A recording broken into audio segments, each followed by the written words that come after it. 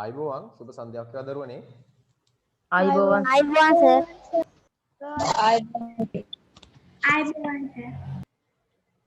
ආයිබෝවන් sir.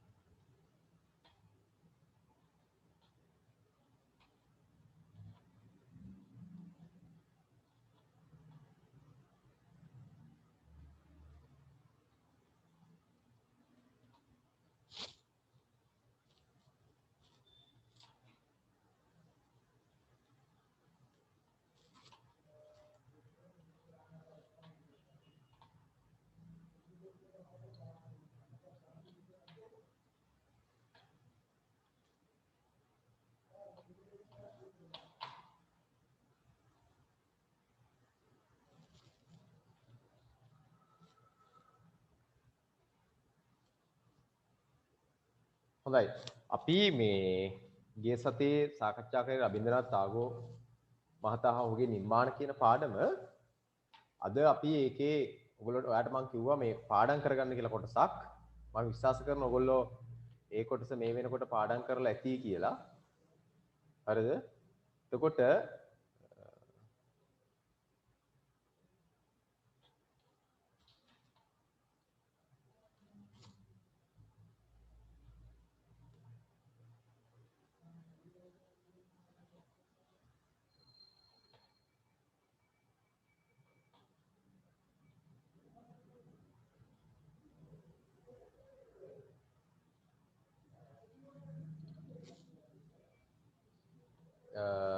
දෙවෙනි පාඩමේ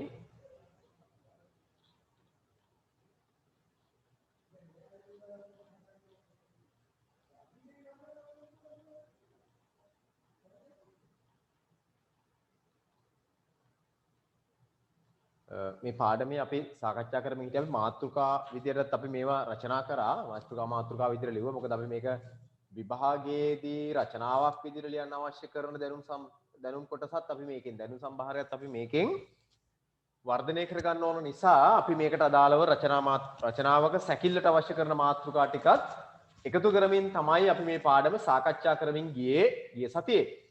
එතකොට මම ඔයගොල්ලන්ට කිව්වා මේකේ මෙන්න මේ කොටස ඔයගොල්ලෝ පාඩම් කරලා කලින් දවසේ පාඩම් කරන්නකෝ ඊළඟට මේ සතිය එනකොට මෙන්න මේ පුංචි කොටසත් පාඩම් කරන් එන්න කියලා තමයි මම මතක් කළේ. එතකොට දැන් මම හිතනවා ඔයගොල්ලන්ට පාඩම් ඇති කියලා නේද? හැමෝටම පාඩම් නේද? ඔව් සර් පාඩම්. හරි හැම කෙනෙකුට පාඩම් ඇති මම කීප දෙනෙක්ගේ දැන්ට අහනවා වෙලාවත් එක්ක බලමු අපි ඊළඟට ආපහු ගන්න පුළුවන්ද කියලා. කවුද අපේ දුලක්ෂිට පාඩම්ද මේක? කියමුද බලන්න. දොර කවුළු හැම වැසුණු පේන්නේ නෑ පුතේ. කාටදෝ මේ පුදන්නේ දෙනෙත් විදහා බලනු මැන ඔබ දෙවිඳු අභියස නොවන්නේ මං සදන්නන් ගල කඩන තැන බිම් කොටන් සරණ වැඩවීම දූලි තැවරුණු සළු දරාගෙන අව්වේ සිටිති දෙවියෝ. හොඳයි. ඔයා මතකෙන් නේද කිව්වේ? ඔව්. මොකද මේ මට ඔයාව පේන්නේ නැහැ මං කිව්වා මේ කවි කියන වෙලාවට කැම්බ කොන් කරලා ඔයා හරියට ක්ලික් ස්ක්‍රීන් එක දිහා කැම්බ එක දිහා බලාගෙනම කියනවා මට හිතා ගන්න පුළුවන් ඔයා ඇත්තට මෙහෙම කරනවද කියලා. මම හිතනවා ඔයා හැම කරන්නේ නැති කියලා. හරි. බලමු අපි මලිත් සර් විනාශ කර දුන්නේ පැමිණෙන්නේ කියන එක නෙවෙයිද එතකොට? විනාශ කර දුන්නේ පැමිණෙන්නේ කියන එක තමයි කිව්වේ. දැන් අරයා කිව්වේ වෙනින් එකක් තමයි. ඒක තමයි පාඩම් කරගන්න කිව්වේ. කමක් නැහැ මට දැන් කියන්න කවුද මලිත් මේ විනාශ කර දුන්නේ පැමිණෙන්නේ මං කියවනේ ওই ලෝක සංග්‍රාමත් එක්ක ආපු අදහසක් තමයි මේ කවියට නගලා තියෙන්නේ කියලා. අපේ මලික් ගියාද?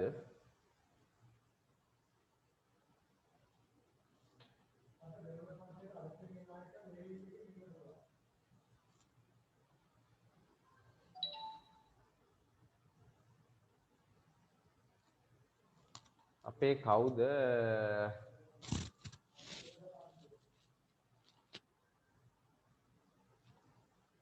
කවිඳු පාඩම්ද වෙලාව යන ඉක්මන් කරන්න ඕන අපිට වෙලාව නැහැ එච්චර. චිල්කි ඔයා කියන්නේ ඉක්මන් කරලා. චිල්කි දුල්මිනි ඔයා කියන කවිය ඉක්මන් කරලා මතක පාඩම් ඇති කියන විනාශ කරද මේ පැමිණෙන්නේ කියන කවිය. මයික් එක ඔන් වෙලා නැහැ පුතේ. විනාශ කරුද මේ පැමිණෙන්නේ කැළඹුණු කඳුළු සාගරයෙහි වේදනා ගම් වතුර දිය නටයි විදුලියෙන් පහර කෑ රත්වලාවෝ විසිරී මදනල හා එක් වී දිව යති මරණයේ කිරුළු දරා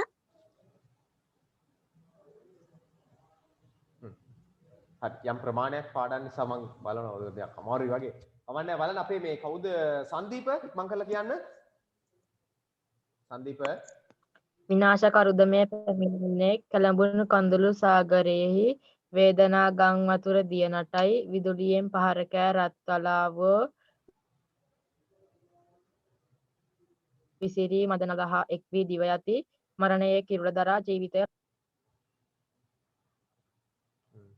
WGN නෙත්සර වෙන්න නෙත්සර හෝ නෙත්සර වෙන්න තියෙනද කියන්න බෑ ඉක්මන් කරලා අද දෙතුන් දිනකට අවස්ථාව දෙන්න ඊට පස්සේ ආයෙත් අවසානයේ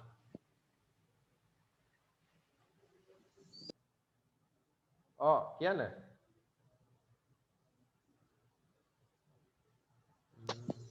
විනාශ කරුද මේ පැමිණෙන්නේ කැළඹුණු කඳුළු සාගරයෙහි වේදනා ගම් වතුර දිය නටයි විදුලියෙන් පහර කෑ රත්වලාවෝ විසිරී මදනල හා එක් වී දිව යති මරණයේ කිරුළු දරා ජීවිතයේ රතාරූಢව සිටී. මිනුක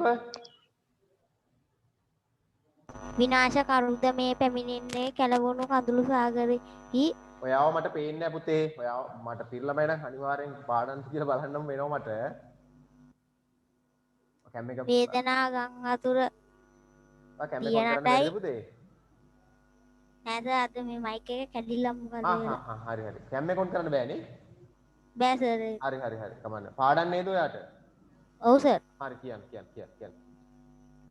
විදුලියෙන් පහර කෑ රත්වලාවෝ විසිරී මදනල හා එක් වී දිව යති මරණයේ කිරුළ දරා ජීවිතය රතාරූಢව සිටී.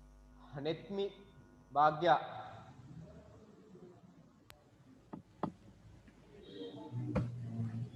විනාශ කරුද මේ පැමිණෙන්නේ කැළඹුණු කඳුළු සාගරයෙහි වේදනා ගම් වතුර දිය නටයි විදුලියෙන් පහර කෑ රත්වලාවෝ විසිරී මදනල හා එක් වී දිව යති මරණයේ කිරුළ දරා ජීවිතය රතාරූಢව සිටී. හරි. ඉසින්දි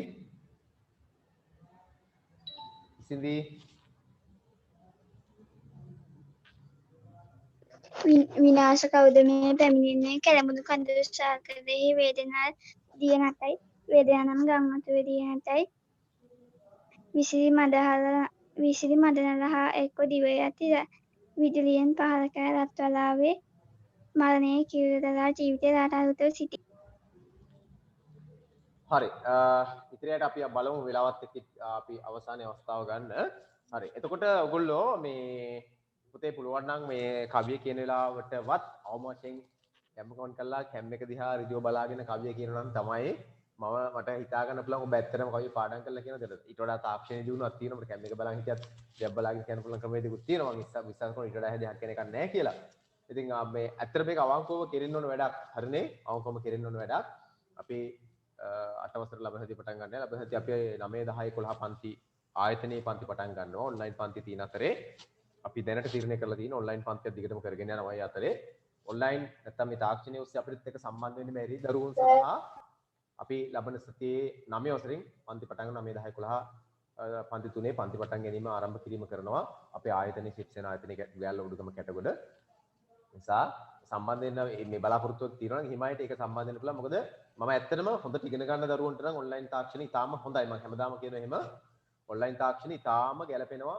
කිසි ගැටලුවක් නැතුව අධ්‍යාපනය වෙනුවෙන් කැප වෙලා දෙමාපියන්ගේ අරමුණු තේරුම් අරගෙන දෙමාපියෝ වෙනුවෙන් තමන් වෙනුවෙන් වැඩ කරගෙන හොඳට ඉගෙන ගන්න දරුවන්ට මේ ඔන්ලයින් ක්‍රමය මේ ක්‍රමය ඉතින් ගැටලු නැහැ. කිසිම ගැටලුවක් නැහැ.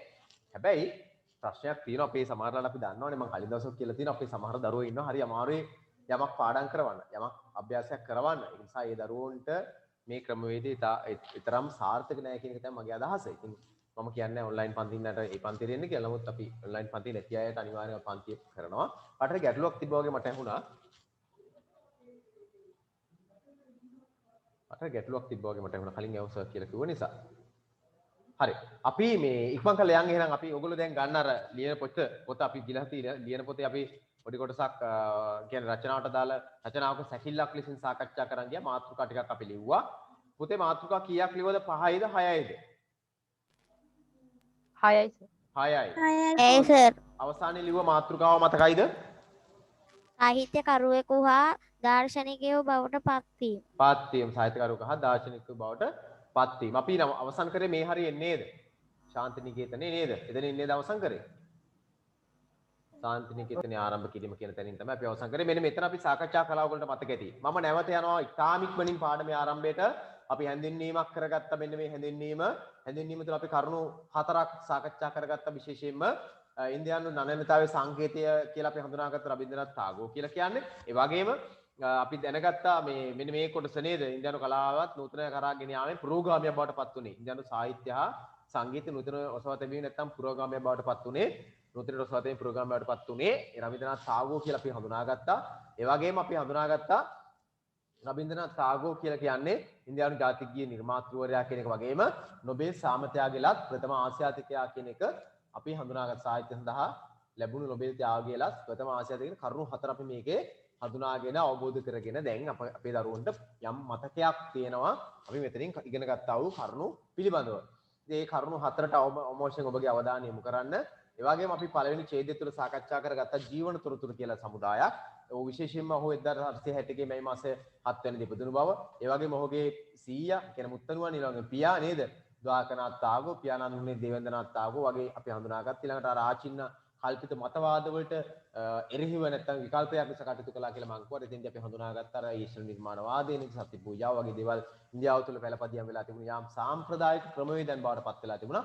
ඒවාට එදිරිව කටයුතු කිරීමට පසුබට නොවේ කටයුතු කළ ආකාරයක් අපි දැක්කා රබින්ද්‍රනාත් tagore මහතා. විශේෂයෙන්ම රබින්ද්‍රනාත් tagore මහතාගේ සාහිත්‍ය ආරම්භය හා කියන කොටස ගත්තන් පස්සේ ඒක අපි හඳුනාගත්ත ඔහු පරිශීලනය කරන නිර්මාණ විශේෂයෙන්ම අපිට ශ්‍රී ලාංකික සාහිත්‍යයේ පන්සිවන ජාතක කතාපොත කොයිතරම් වටිනාකමක් තියෙනවද? ඒ වගේම ඉන්දියානු සාහිත්‍ය රාමායනය කවුද රාමායන රචනා කරේ පුතේ? වාල්මීකි. අපි ගියදී සාකච්ඡා කරා රාමායන. වාල්මීකි කියන නිර්මාණකරුවා තමයි රචනා කරේ. රාමායනේ සඳහන් වෙන ලංකාව සම්බන්ධ කාරණාවක් එක්ක නේද? ඔයගොල්ලෝ මතකද? මම කතාවක් ඉදිරිපත් කරා නේද? කතාවක් අපි සාකච්ඡා කරගත්ත අර ජනප්‍රවාද කතාවක් නේද? ඒකත් ඔයගොල්ලෝ මතකද? ඒ වගේම කාලිදාසයන්ගේ නිර්මාණ ඊළඟට අපි ගත්තම ෂේක්ස්පියර්ගේ නිර්මාණ නේද? ඕක ගැන අපි සාකච්ඡා කරනවා පරිශීලනය කරන නිර්මාණ විදියට. ඒ වගේම අපි දැනගත්තා ඔහු අවුරුදු 17 තමයි ඉදිරිවත් අධ්‍යාපන සඳහා විශේෂයෙන්ම එංගලන්තේ බරා යන්නේ. ඊට යාමට පෙර ඔහු නිර්මාණ කීයක් කරනවද? දෙකක් කරන එකක් තමයි කබි කහානි කියන නිර්මාණය නේද? ඊළඟට ඔහු දෙවෙනි එක තමයි බක්න හෘදය කියන නාට්‍යමය කියන නිර්මාණ දෙක ඔහු එංගලන්තයට යාමට ප්‍රථමව ඒ කියන්නේ අවුරුදු 17 දී නිර්මාණ බවට පත් කරන ඔහුගේ නිර්මාණ ස්වතන්ත්‍ර නිර්මාණ බවට පත් වෙනවා. ඊට පස්සේ අපි හඳුනාගත්තා එංගලන්තයේ අධ්‍යාපනයෙන් පස්සේ ලංකාවට තමන්ගේ රටට ඇවිල්ලි ඉවරලා ඔහු රචනා කරනවා බානුසිංහ කියලා භක්ති ගීතයක්. ඒ වගේම භක්ති ගීත රචනා කරන ඊළඟ 1982 අපි දැක්ක සන්ධ්‍යා සංගීත, ප්‍රභා සංගීත වගේ නිර්මාණ, සෝබාදහමේ පලි ගැනීම කියන නිර්මාණය ඔහු නාට්‍ය නිර්මාණයක් විදිහට රචනා කරා. විශේෂම පාඨයක් හඳුනාගත්තා ආත්ම විමුක්තිය ලබාගත හැකි ආදරයෙන් පමණක් කියන ප්‍රකාශයත්. ඊළඟට අවසාන වශයෙන් ඔහු වඩාත්ම පරිසමවත් කෘතියක් විස හඳුනාගත්තු මානසික කියන නිර්මාණය විශේෂයෙන්ම ඔහුගේ නිර්මාණ බවට පත් වුණා. ඊට පස්සේ අපි හඳුනාගත්ත ඔහු මෙතුවක් කල් ඔහුගේ ජීවිතය අපි හඳුනාගත්ත අර සුඛිත ජීවිතයක් නැත්නම් අපි කියනවා මේ මධ්‍යපාන්තික සැපවත් ජීවිතයක් ගත කරමින් හිටියේ. ඔහුට අවස්ථාවක් ලැබෙනවා 1890 දී ශිලෙන්දාවේ සමින්දාර් කියලා නාමයෙන් පත්නාන ගඟෙන් නිතරම ඔරු මගින් එහාට මෙහාට යෙදෙන මේ අවස්ථාව ඔහු අර විශේෂයෙන්ම බාලවරුන්ගේ ජීවිතය පිළිබඳ හඳුනාගත්ත සාමාන්‍ය ගැමි ජනතාවගේ ජීවිතය හඳුනාගෙන ඒවා හඳුනාගෙන ඒ දර්ශනය ඔහුගේ මනසට කාවැද්දුන මේ අලුත් දර්ශනයක් ඔහුට ආව මේ සමාජය පිළිබඳව සමාජයේ කල්පියා පිළිබඳව. ඒකත් එක්ක ඔහුගේ ජීවිත පරිඥාණය නැත්නම් ඔහුගේ දෘෂ්ටිය ටිකක් පුළුල් වෙලා මේ සමාජයේ කෙරෙහි සානුකම්පිත දෘෂ්ටියක් දුක් විඳින මිනිසුන් සිට සමාජයක් බව හඳුනාගත්ත මේ සමාජය හැම කෙනෙකුටම සැප නැති බව හඳුනාගත්තා. එතකොට වැඩිමනක් පිරිසක් මේ සමාජයේ බොහොම වෙහෙස මහන්සි වෙලා තමන්ගේ දීපෑත්ම හදාගන්න බව හඳුනාගත්තා. ඔහු සමාජයේ කෙරෙහි සානුකම දෘෂ්ටියක් තමන්ගේ මනසට ඔද්දල්ලා ගත්ත නැත්නම් ඇති කරගත්තා. ඒකත් එක්ක ඔහු සමාජය හඳුනාගෙන මං කිව්ව නිර්මාණයක් කරා ඔහු විශේෂයෙන්ම ලංකාවේ අපේ අලුත් ගීතයක් රචනා වුණා නේද? දොර කවුළු හැමසුණු කියන මෙන්න මේ පාටට මෙන්න මේ කවියට ගැලපෙන්න නේද? ගීතයකුත් නිර්මාණය වුණා කියලා අපි සාකච්ඡා කරා. මෙන්න මේ විදිහට අපි සාකච්ඡා කරගෙන ගියා. එලාට ඔහුට ඊටාම දුක්ඛිත කාල සීමාවක් ළඟා වුණා නේද? ඔහුගේ බිරිඳ මිය යනවා නේද? නේද? ඔහුගේ ඊටාම ශෝකී කාලයක් ආරම්භ වෙනවා. ඔහුගේ බිරිඳ මිය යනවා නේ, දෙවෙනි දුව මිය යනවා. ඊට පස්සේ තමන්ගේ පියා මිය යනවා. ඊළඟට තව පුතෙක් මිය යනවා. මෙන්න මේ ලෙස මරණ හතරක් එක්ක ඔහුගේ ජීවිතය තවදුරටත් දුක්ඛදායක ස්වභාවයට පත් වෙන දුක්ඛිත කාල පරිච්ඡේදයක් බවට පත් වුණා. විශේෂයෙන්ම බිරිඳගේ අභාවය මිය යාමෙන් පස්සේ උස්මරණ කියලා නිර්මාණයක් කරා කියලා අපි හඳුනාගත්තා. ඔහුගේ ඒ ඡේදය තුල. ඒ වගේම ඔහු ඊට පස්සේ විශාල නිර්මාණ ප්‍රමාණයකට දායකත්වය දුන්නා. කතක කාහිනී කියන නිර්මාණය, නයිවෛද්‍ය කියන කාව්‍ය ග්‍රන්ථ, ඊළඟට තැපැ කන්තෝරු, අඳුරු කුටියේ රජතුමා ආදී නිර්මාණ ඔහුගේ නිර්මාණ බවට පත් වුණා. ඒ වගේම ගීතාංජලි කියන නිර්මාණය නේද? විශේෂයෙන්ම ඔහුගේ නිර්මාණ බවට පත් වුණා කියලා අපි හඳුනාගත්තා. ඒ වගේම ඔහු ඊට පස්සේ ඔහුගේ අවස්ථාව ලැබුණ ඔහුට මොකක් කරන්නද? දේශන වලට සම්බන්ධ වෙන නේද? විශේෂයෙන්ම අර ඇමරිකාවේ චිකාගෝ ඒ වගේම තාගෝ හාවර්ඩ් විශ්වවිද්‍යාලවල දේශන පවත්වන්න ලැබුණේ. මේ දේශනවල ඇතුළත් කරුණු අඩංගු කරලා සාධනා කියලා සංග්‍රහයකුත් ඔහුට ඉදිරි කිරීමට හැකියාව ලැබුණා. ඒ වගේම අර 1913 අර ගීතාංජලි කෘතියේ තමයි ආසියාවේ ප්‍රථම නොබෙල් ත්‍යාගලාභියා බවට පත් වෙමින් නොබෙල් ත්‍යාගයත් හිමි කර ගැනීමේ අවකාශ ලැබුණේ. ඒක ඊට පස්සේ ඔහුගේ දෘෂ්ටි අපි කිව්වා අර කතා කරා මේ 1914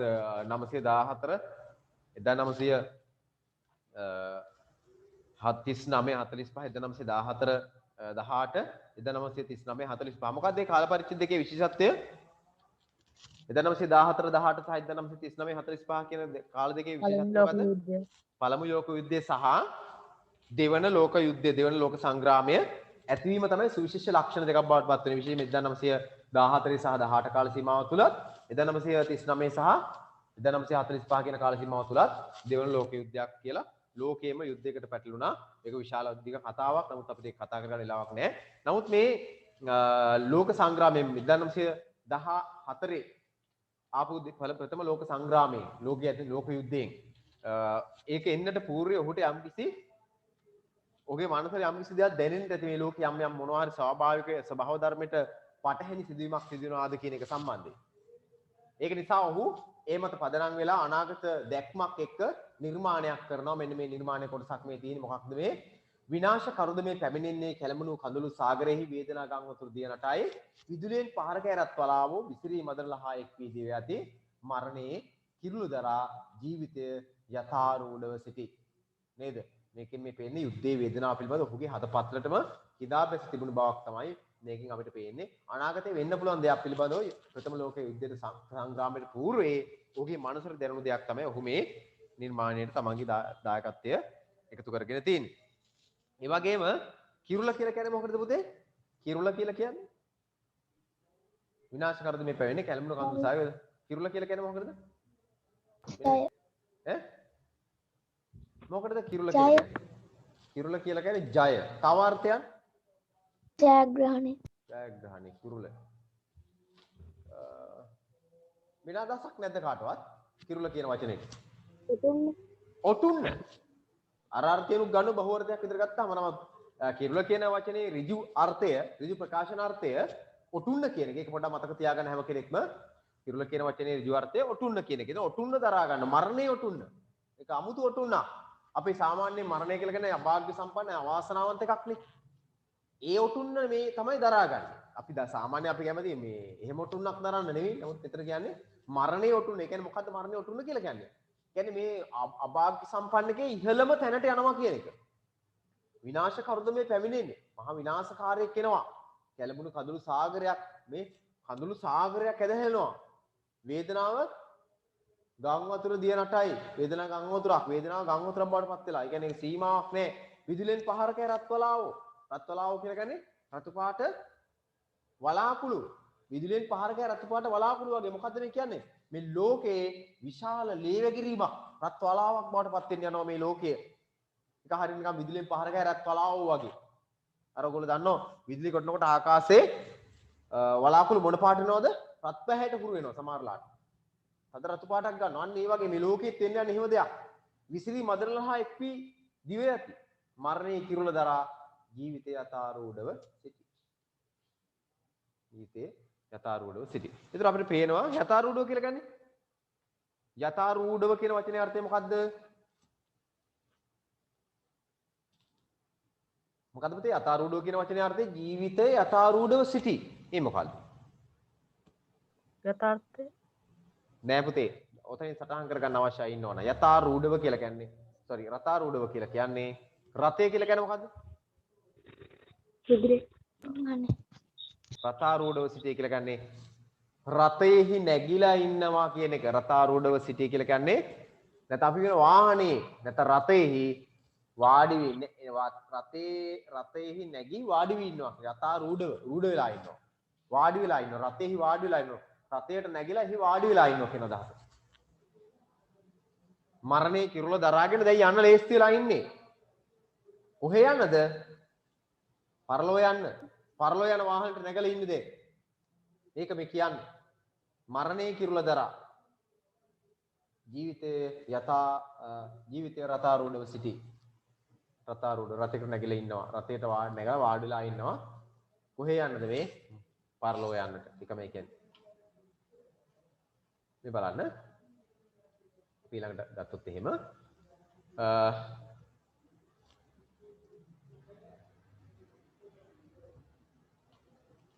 මෙන්න මෙතනින් අපි පටන් ගත්තොත් 1915 දැන් 1915 ශාන්තිනිකේතන ආරම්භ කරනකොට ඌට වයස කියන ටක් ගාලා හදලා වයස කීයද කියලා කියන ටක් ගාලා අපේ දරුවෝ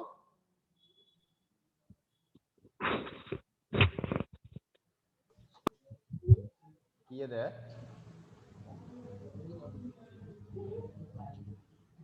දැන් වයස කීයද ශාන්තිනිකේතනයට එනකොට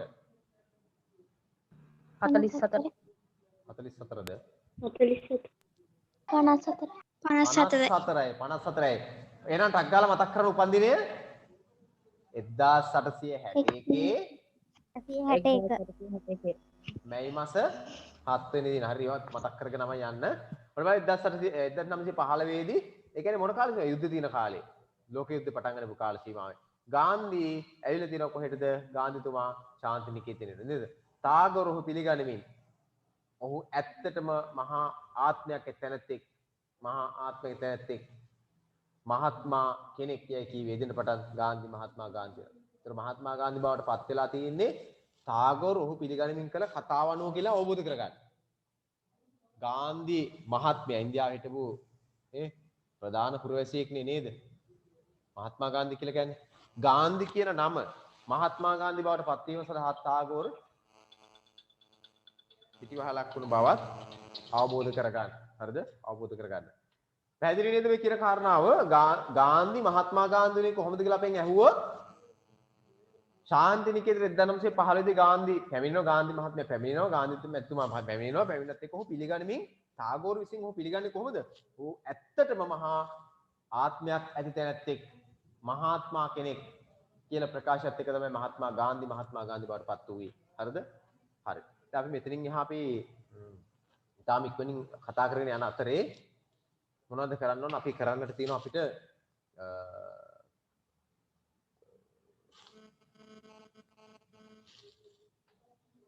රචනා මාතෘකා ටික ලියන්න ඕන. උතරින් කෙටියෙන් ලියා ගන්න අනුමාත්‍රිකාවක් විදිහට අර අපි ලියාගෙන මාතෘකා ටිකේම ගිය සතියේ නොසිටි දරුවෝ ඉන්නවද අපේ? ගිය සතියේ හිටියේ නැති අය වීඩියෝ එක බැලුවද? ඔව් සර්. වීඩියෝ එක බලලා ඊට අදාළ දේවල් ටික කරගත්තද? ඔව් සර්. හරි. ඒ වීඩියෝ එක බලලා ඒව අදාළ දේවල් කරලා තමයි අද ගිය සතියේ කලින් සතියේ ආවේ නැත්නම් අද පන්තිරේ ඇවිල්ලා වැඩක් නැහැ මේ කලින් සතියේ කලින් ඒක දෙවෙනි ක්‍රියා ගන්න බැරි වුණා සර්. ඒ ටික ලියන්න ඕන අනිවාර්යෙන්ම. ඒ ටික ලියලා සූදානම් කරගෙන තමයි අද පන්තිරේ එන්න ඕන. කලින් බලන්න ඕන ආවේ නැත්නම් කලින් දවසේ. සහ අතපසු වෙච්ච අමතක වීම තියෙනවා නම් ඒවත් පොඩ්ඩක් හදාගෙන තමයි ඊළඟ දවසේ පන්තිරේ එන්නට ඕනේ. ඒකයි අනිවාර්යෙන් මේ වීඩියෝ එකක් ඔබ බලන්න ඕල්ට එකතු කරලා තියෙන්නේ. හරිද? හරි.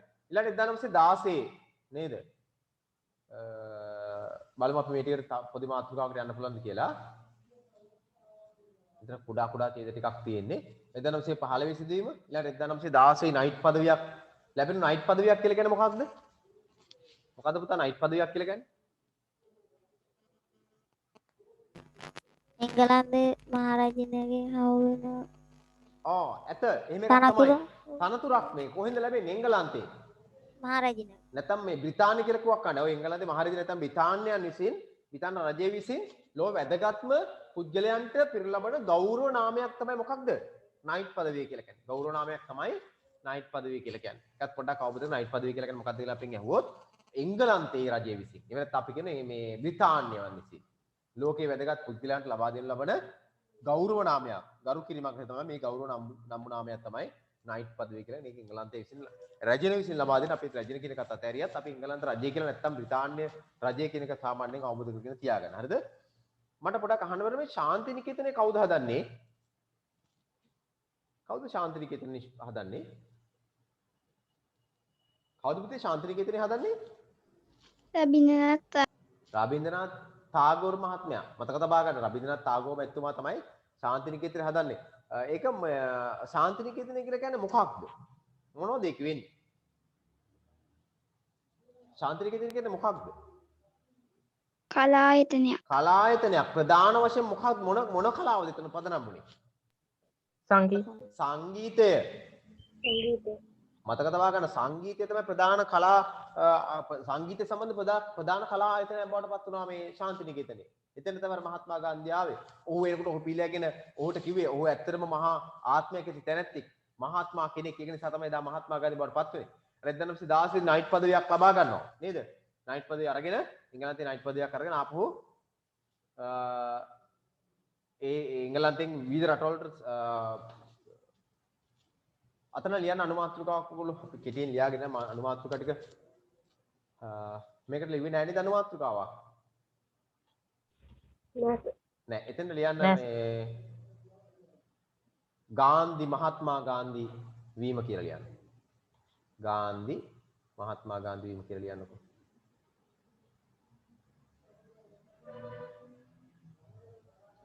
ඒ දාලියාවට ගන්නවනේ එතන අපි මාතෘකා 5-6ක් ලිව්වා කොහොනේ එතනින් ඊළඟ මාතෘකාව ගාන්ධි මහත්මා ගාන්ධි වීම. ගාන්ධි මහත්මා ගාන්ධි වීම. ගාන්ධි මහත්මා ගාන්ධි වීම.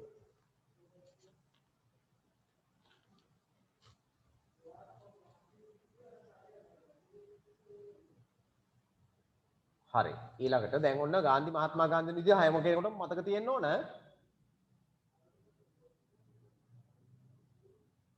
ගාන්ධි මහත්මා ගාන්ධි වීම. ඔහු ඇත්තටම මහා ආත්මයක් ඇති දැනත්තෙක්. ඒකේ මාතෘකාවයි කියනවද? ගාන්ධි මහත්මා ගාන්ධි වීම. ගාන්ධි මහත්මා ගාන්ධි වීම. කවුද මේ මිනුක? දැන් පවරේ යන්නේ. ඔව් සර්. මිනු කවුද අඳින්නේ මේ මිනුක තමයි මට පේන්නේ අඳින්නේ මේකේ. I remove you. මම මේක වක්වත් මේක කරලා නැහැ. Your name is mentioned here. අගේ නම තමයි මෙතන සඳහන් වෙන්නේ. So sometimes it may be another person. Let's see.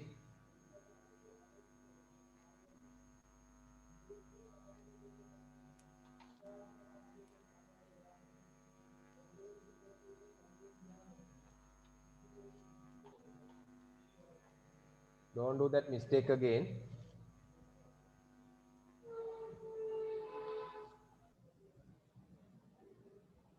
So you'll be unable to continue the class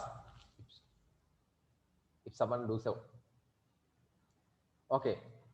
හරි අපි ඊළඟට බලමු. 1916 නයිට් පදවිය සහ එකට දාලා අපි පොඩි මාතෘකාවක් ලියාගමු පුංචි මාතෘකාවක්.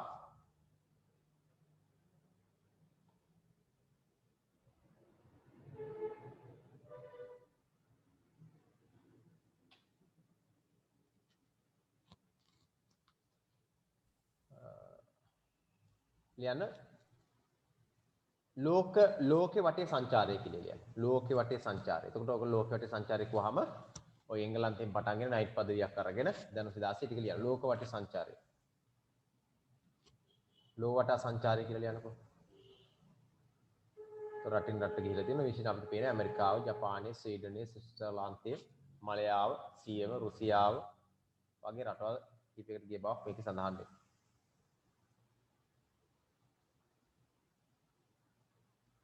ඊළඟ ඡේදයට අපි ගියොත් ටාගෝර් මහත්මයා නැත්නම් ටාගෝර් මහතා මේ ගේ පරිණත භාවය පෙන්වුම් කරන නිර්මාණයක් පිළිබඳව මෙතන විශේෂයෙන් සඳහන් වෙනවා.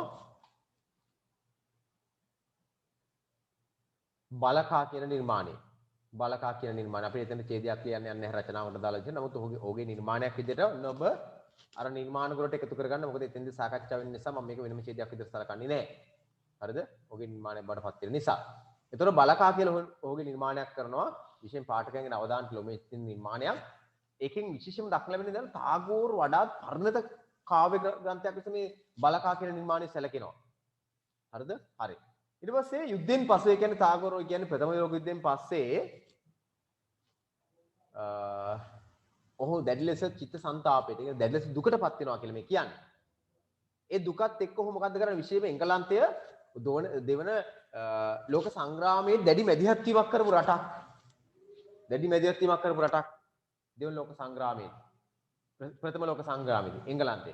ඒක නිසාම ඒට ඒ ඉංග්‍රීසින්ගේ ඒ ක්‍රියාකලාපයට විරුද්ධ බව පෙන්වීම සඳහා ඉංග්‍රීසින්ගේ එංගලන්ත ජාතීන්ගේ බ්‍රිතාන්‍යයන්ගේ ඒ ක්‍රියාකලාපයට දැඩි ලෙස හෙලා දක්වමින් ඔහු දෙපාරක් හිතන්නේ නැත්නම් තමන්ගේ නයිට් පදවිය අත්හරිනවා. මට උඹලගේ වෙපා. මේ ලෝකෙට කරපු විනාශය. මොකද ඔහු ඒ තරම් චිත්ත සංතාපයටපත් වෙනවා. ඔහු තනතුරු වලින් ඔලුව දුම්බගෙන හිටි පුද්ගලෙක් බවටපත් උන්නේ නැහැ. තනතුරු නිසා අනන්‍යතාවයට හානි කරගත්තේ නැහැ. තමා පෙනී සිටි ශ්‍රේෂ්ඨයෙක් නැත්නම් තමා පෙනී සිටි සමාජය වෙනුවෙන්. තනතුරු මත පදනම් වෙලා තමන්ගේ ශ්‍රේෂ්ඨයට අවමන් කරේ නැහැ. ඒ නිසා ඔහු තනතුරු අතහැරලා නැවත ඔහු තමන්ගේ රට ආදරේ මේ අපේ රටේ අපේ ලෝකෙ මිනිස්සුන්ට ආදරේ කියන ප්‍රතිඥාව නැවත ලබා දුන්න නිසා ඉංග්‍රීසි ආණ්ඩුකාරයාට එකක් කිව්වා. දරුවනේ මා කියන එක ඇහෙන්නේ නැද්ද? හරි. ඒ නිසා ඒකත් පොඩ්ඩක් අවබෝධ කරගන්න එතන තියෙන කාරණාව ඔය යුද්ධයෙන් පස්සේ ඇතිවුණු තත්ත්වය. මෙන්න මෙතන තියෙන තව වචනයක්. බලකා අර අපිට අහුන වචනයක් කලින් බලකා කියලා. මොකද්ද බලකා කියලා කියන්නේ? සෝරි එතන ඔයගොල්ලෝ පොඩ්ඩක් බලකා නෙමෙයි පුතේ ඒක පොතේ පොඩි අඩුපාඩුවක් තියෙනවා. බලකා නෙමෙයි එතන එන්න ඕන මේ බලාකා කියලා. බලාකා. දැන් බලකා කියලා පොතේ තියෙන්නේ. නිවැරදි වචනේ බලාකා. එතකොට පේපර් එකට આવොත් මොකද්ද ලියන්නේ? බලාකා කියලා ලියන්න පුතේ. මොකද ඔකේ නිවැරදි වචනේ ওই බලාකා කියන වචනේ අර්ථය තමයි අර කවුද මේ මොකද ක්‍රේන් කියලා කියන්නේ මොකද ක්‍රේන් කියලා කියන්නේ මේ කොක්කු බලාකා කියලා කියන්නේ කොක්කුන්ට බෙන්ගාලි භාෂේ බලාකා වචන දෙකම ලියන්න අවශ්‍ය නම් එහෙම ඔබට සැකයක් තියෙනවා නම් බලකා කියලා පොත් මේකේ තිබ්බට අනිවැරදි වචනේ බලාකා කියලා කියන්නේ ක්‍රේන් එහෙම නැත්නම් කොක්කු කියන අදහස. අර කොක්කු අර දන්නවනේ ඔය වෙලවල් වල එහෙම ඉන්නේ කොක්කු අන්න ඒකට. බලාකා කියන කෘතිය. පුතේ මට කියන්න බලාකා කියන කෘතියේ තියෙන විශේෂත්වය කෙටියෙන් මොකද්ද බලාකා කියන කෘතියේ තියෙන විශේෂත්වය? එම කෘතිය එම කාව්‍ය ග්‍රන්ථය මගින් මොකද්ද පෙන්වු කරන්නේ? අසහනය නිසා නොපැවති ඒ කෘතිය මගින් මොකද්ද පෙන්වු කරන්නේ? ටාගෝර්ගේ වඩාත් පරිණත භාවය. ටාගෝර් පරිණත පුද්ගලයෙක් බවට පත් වෙච්ච බව. හරිද? හරි. අර නයිට් පදවිය අත්හැරීම.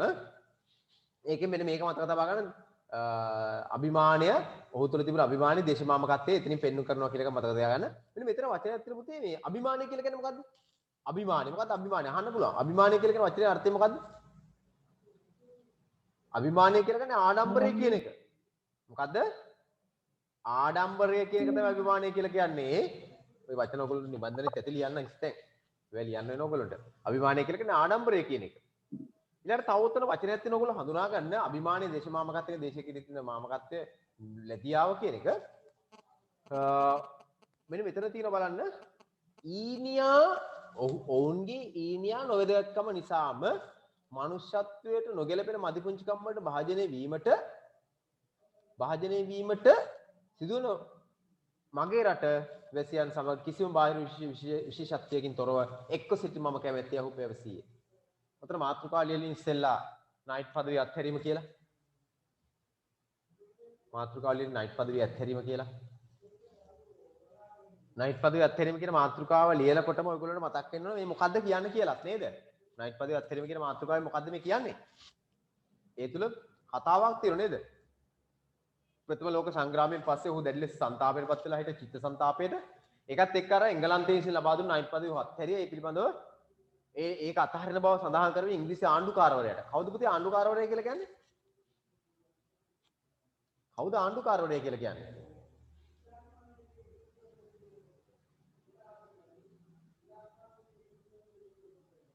අදහසක් නැද්ද අපේ දරුවන්ට ආණ්ඩුකාරවරයා කියන්නේ කවුද කියලා?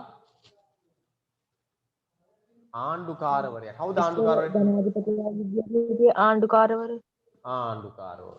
ආණ්ඩුකාරවරු කියලා කියන්නේ දරුවනේ මතක තබා ගන්න ආණ්ඩුකාරවරු කියලා කියන්නේ දැන් අපේ රටේ ආණ්ඩුකාරවරු දැන් ඉන්නවනේ. අපේ රටේ දැන් ආණ්ඩුකාරවරු ඉන්න කවුද? පළාත් වලට එක්කෙනා වෙන්නේ නේද? ඉන්නව නේද? ඔය ආණ්ඩුකාර කියන තනතුර විදේශ රටකින් නැත්නම් අපේ රට ආක්‍රමණය කරන් පස්සේ සහ ලෝකේ රටවල් ආක්‍රමණය කරන් පස්සේ අපි තුම එංගලන්තයේ නැත්නම් අපි ඊට කලින් ඉංග්‍රීසි ලන්දේසි වගේ රාජ්‍ය අපේ වගේ රටවල් ආක්‍රමණය කරන් පස්සේ ඒ රටවල් වලට පත් කරන කවුද?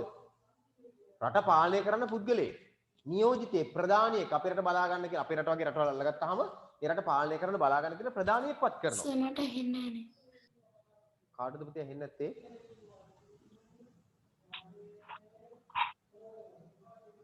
ඒ ඇහෙන්නේ නැහැ කියලා කියන්නේ දරුවෝ එයාට මොකක් හරි ගැටලුවක් තියෙනවා යාගේ ප්‍රශ්නයක් තියෙනවා. මොකද අපි මෙහි කිසි අනිත් අයට ඇහෙනවා හොඳට.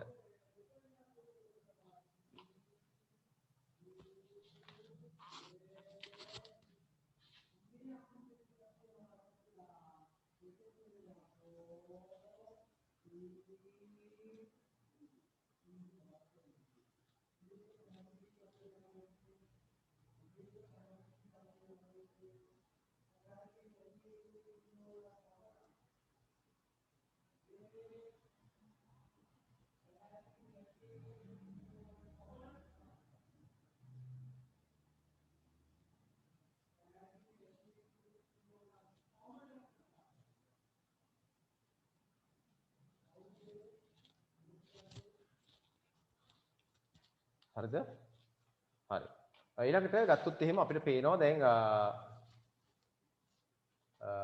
ආණ්ඩුකාරවරයා කියලා කියන්නේ ඔන්නේ වෙනත් රටක තව රටක් ආක්‍රමණය කරන් පස්සේ ඒ රටේ නියෝජිතව විදිහට පත් කරන ප්‍රධානි. අපේ රටේ හිටිය ආණ්ඩුකාරවරු ගොඩක්. ශාල ප්‍රමාණයක් හිටියේ නේද? අපේ රටේ ප්‍රථම ආණ්ඩුකාරවරයා කවුද? සෝරි ඉංග්‍රීසි ලංකාවේ ප්‍රථම ඉංග්‍රීසි ආණ්ඩුකාරවරයා ඔයගොල්ලෝ අහලා තියෙනවද කියන්න බලන්න.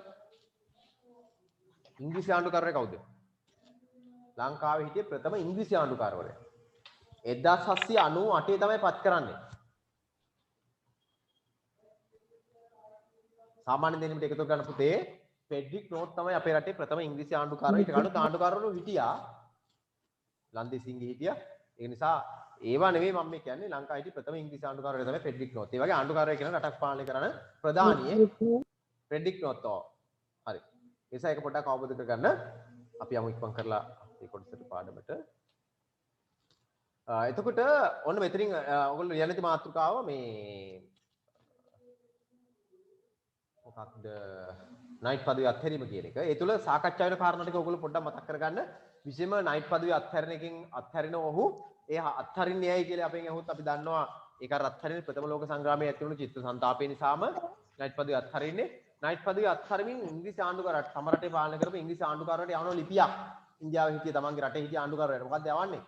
තමන් නයිට් පදවිය අත්හරිනවා. අත්හරින එකෙන් උදා සඳහන් කරන්නේ ඔහු අභිමානවත්ව දේශමාමකත්වයෙන් යුක්ත ජීවත් වෙන බව පෙන්වන්න. ඒ කියන්නේ එතන තියෙන මේ වචනේ ඊනියා මොකද්ද පුතේ ඊනියා කියලා කියන්නේ? ඊනියා කියලා කියන්නේ මොකද්ද? සමහරට වැඩි හිටිය අයවත් දන්නේ නැතිව සමහරලාට. මොකද්ද ඊනියා කියන වචනේ? ඔයගොල්ලෝ දන්නවා ලංකාවේ සමහර හිටු ගමන් මේ ඊනියා කියලා වචනේ භාවිතා කරනවා. ඊනියා සටන් පාට කියනවා. ඊනියා ආණ්ඩුව කියලා කියනවා. ඊනියා. මොකද්ද මේ ඊනියා කියලා කියන්නේ? ඔයගොල්ලන්ට අලුත් වචනයක් වෙන්නට පුළුවන් ඊනියා. විප්ලවවාදය නෑ පුතේ. ඊට වඩා වෙනස්. ඊනියා කියලා කියන්නේ පුතේ බොරුවට මවාගත්.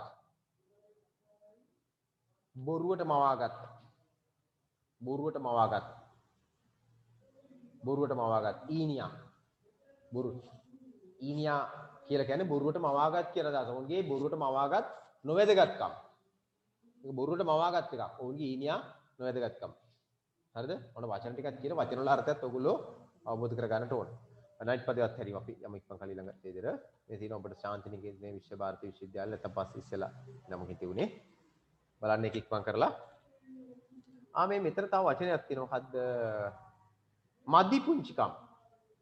කටවහරින වචන. මදි පුංචිකම්. මොකද්ද මදි පුංචිකම් කියලා කියන්නේ? මදි පුංචිකම් වලට භාජනය වීමට සිදුවන වෙන මගේ රට. මදි පුංචිකම් කියලා කියන්නේ වෙනස්කම්. වෙනස්කම් නැත්නම් අපි කියන අඩුපාඩු වලට නැත්නම් අඩුලුහුඩුකම් වලට. මදි පුංචිකම් අපහාසෙන් නැත්නම් නින්දාවට. නැත්නම් හැල්ලුවට. ඔන්න ඔය වගේ අර්ථයක් උතර තියෙනවා. ඔබ සිංහල භාෂාව ඉගෙන ගන්නවා වගේම සිංහල භාෂාවේ වාක්කෝෂය පෝෂණය කර ගන්නට ඕනේ. මේ වචන වල අර්ථයත් එක්ක මේව ග්‍රහණය කර ගන්න. දැන් ඔයගොල්ලන්ට මම කිව්වා ඊනියා කියන වචනේ මදි පුංචිකම් කියන වචනය නේද? ඒවා නයිට් පදවිය, අභිමානය, දේශමාමකත්වය, ඒ වගේ වචන ඔයගොල්ලෝගේ වාක්කෝෂයට එකතු කර ගන්නට ඕන. හරිද? හරි. ඊළඟට අපි යනවා ඊළඟ ඡේදෙට.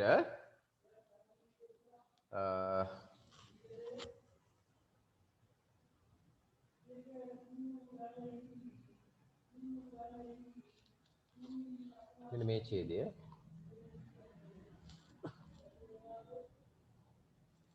සියලුම දේශපාලන කටයුතු වලින් ඉවත් කර ශාන්තිනිකේතනය දිනු කිරීමට. දැන් විශ්ව ಭಾರತೀಯ විශ්වවිද්‍යාලය බවට පත් වෙන්නේ ශාන්තිනිකේතනය කියන එක මතක තබා ගන්න. හරිද? මාතෘකාව ලියලා ඉන්න ඉස්සෙල්ලා ශාන්තිනිකේතනය දිනු කිරීම කියලා.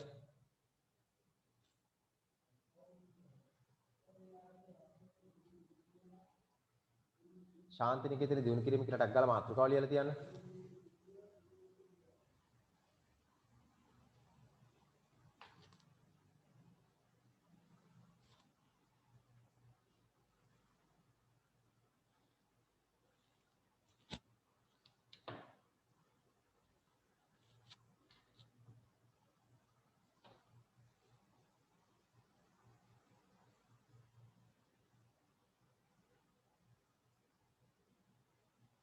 හරි. මෙන්න මේ ටික ඒ තුල ඔබ හඳුනා ගන්න ඕන කාරණා බවට පත් වෙන ශාන්තිනිකේතනය දිනු කිරීම කියන එක. ඔහු ශාන්තිනිකේතනයේ නම වෙනස් කරන 1921 දී මොකක් කියලාද? විශ්ව ಭಾರತೀය විශ්වවිද්‍යාලය කියලා. දැන් මට කියන්න 1921 වෙනකොට ඔහුගේ වයස කීයද කියලා? ඔහුගේ වයස කීයද කියන්න? වයස කීයද?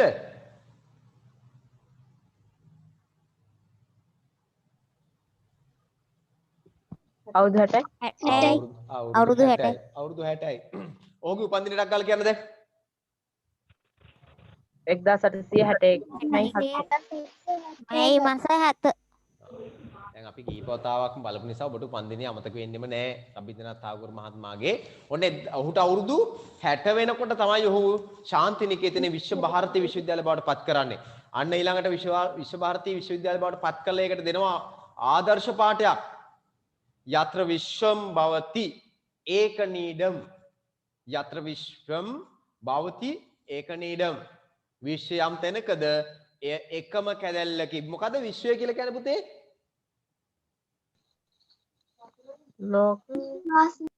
විශ්වය කියලා කියන්නේ කවුරු හරි උත්තරයක් කිව්වා. විශ්වය කියලා කියන්නේ පුතේ ලෝකෙට. උඩ බලන්න එහෙනම් අර සිංහල පාඨයේ අදහස. විශ්වය යම් තැනකද ඒ එකම කැදැල්ලක් කියන එක. ලෝකය යම් තැනකද ඒ එකම කැදැල්ලක. මේ මොකද්ද කියන්නේ මේ? විශ්ව ගම්මානයක් කියලා අපි කතා කරන එක නේද මේ? මේ ලෝකේ එකම තැනක කිය මුළු ලෝකෙම එකම කැදැල්ලක් කියලා කියන්නේ. විශ්ව ගම්මානය කියන සංකල්පය වගේ එකක් මේක මේ. ඔය නූතන තාක්ෂණ අපි විශ්ව ගම්මානය කියලා කතා කරන වගේ එකක් තමයි විශ්වය යම් තැනකද එකම කැදැල්ලක කියලා ඔහු ප්‍රකාශ කරනවා. කාටවත් මතක තියෙන්න ඕන. මොකද්ද? විශ්වය යම් තැනකද එය එකම කැදැල්ලකේ කියන බලන්න එකපාරක්. විශ්වය යම් තැනකද එය එකම කැදැල්ලකේ. ඔබදේ මයික් ඔන්න කරට කමක් නැහැ ඔබ කියන්න ඕන අනිවාර්යෙන් වරක් අපි කතා කරන වෙලාවට ඒක මොකද යත්‍ර විශ්වම් භවති ඒක නීඩම් යත්‍ර විශ්වම් භවති ඒක නීඩම් හරිද විශ්වයම් තැනකද ඒකම ලෝක හැදෙල්ල කියලා ආදර්ශ පාඩයක් අපි දන්නවා ආදර්ශ පාඩ ඔබට ඔබගේ පාසලේ ආදර්ශ පාඩ තියෙනවා ඔබට පාසලේ ආදර්ශ පාඩයක් තියෙනවා නේද ආදර්ශ ඒ කියන්නේ පාසල මොන පදනමෙන්ද ඉස්සරහට යන්නේ දැන් ශාන්ති නිකේතනේ නැත්තම් විශ්ව ಭಾರತೀಯ විශ්වවිද්‍යාලය ඉදිරියට යන්නේ විශ්වයම් තැනකද ඒකම කැදල්ල කියන ආදර්ශ පාඨය තුළ පදනම් වෙලා මෙන්න මේ ටික මතක තියෙන්න ඔබට අනිවාර්යයෙන්ම ශාන්ති නිකේතනෙන් අධ්‍යාපනය ලද අපේ රටේ පිරිස එකින් එක මතක තියෙන්න ඕන එකින් එක බලමු පළවෙනි එක්කෙනා මේව අවබෝධ කරගත්ත විතරක් මදි පාඩම් වෙලා තියෙන්නත් ඕන කවුද පළමුව එක්කෙනා මේකේ සඳහන් කරන ආනන්ද සමරකෝන් කියනකොට මතක් වෙන එක මොකක්ද? ජාතිකීය නිර්මාණකරුවා කියන එක. හරි. ඊළඟට එදිරිවීර සරච්චන්ද්‍ර මහත්මයා මතක් වෙන්නේ මොකක්ද? සිංහබාහු නාට්‍ය නැත්තම් ලාංකීය නාට්‍ය කලාවේ ආරම්භය ලාංකීය අපේම නාට්‍ය කලාවේ ආරම්භයක් ඇති කරපු පුද්ගලයෙක් තමයි කවුද?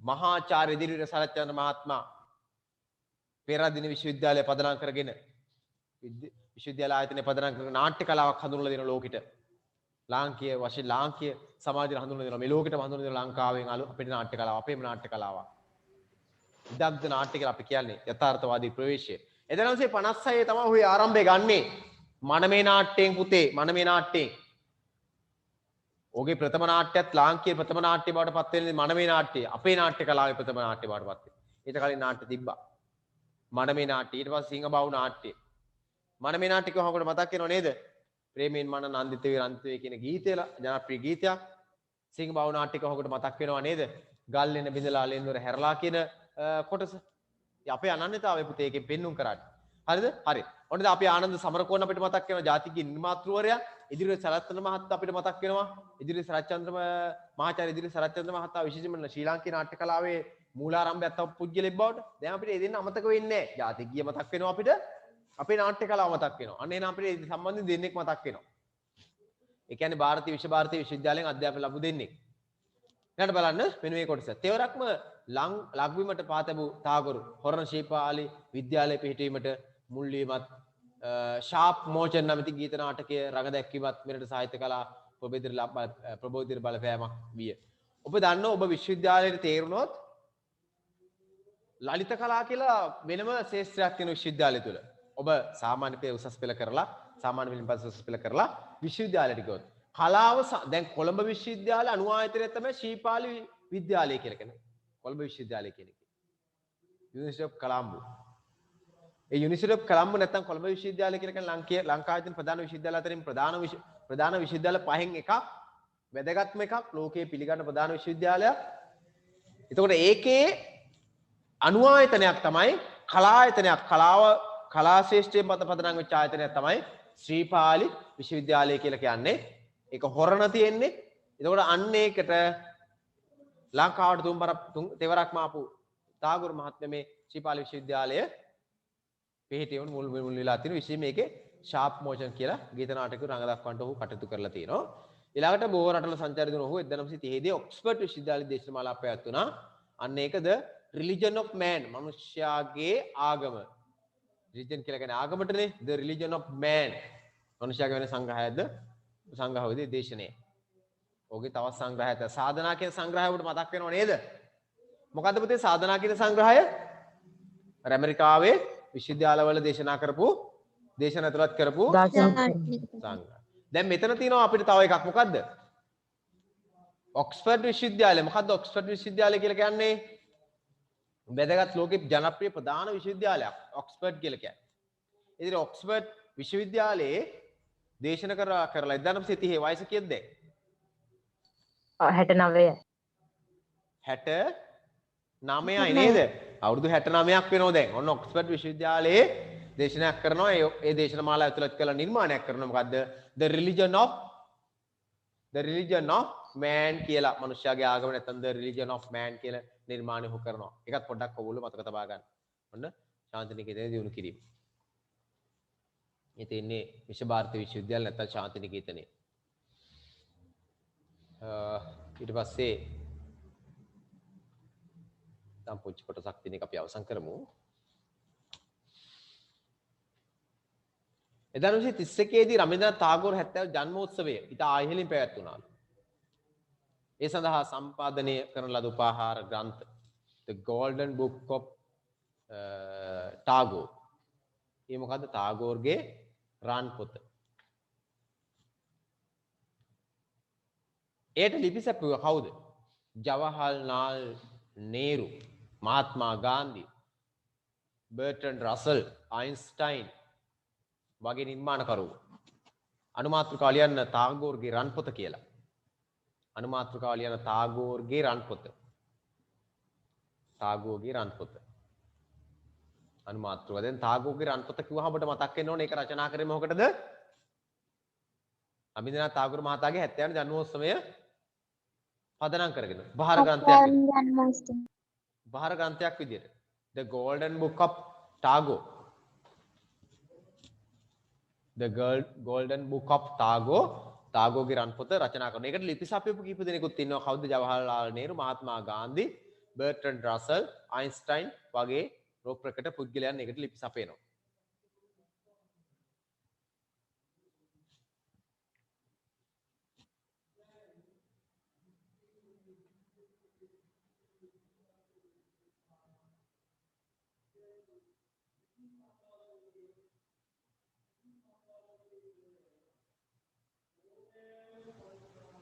ඊළාට එතන වැදගත් කාරණාවක් තවදුරටත් පැහැදිලි කරනවා. ඔයගොල්ලෝ බලා ගන්න මේක පොඩක් කියව ගන්න. අර උපවාසයේ සම්බන්ධ කතාව නේද? මහත්මා ගාන්ධි කියලා කියන උපවාස සම්බන්ධ ප්‍රධානීකේ අපි උපවාස කළා යාම ආදිවාසීන් දිනාගත්ත පුද්ගලෙක් ටාගෝර් මහත්මා ගාන්ධි කියලා කියන මහත්මා ගාන්ධිගේ චරිතය ඔබ වෙනම කියව ගන්නට ඕන. එතකොට එතනට පැමිණෙනවා මේ කවුද අපේ ටාගෝර්.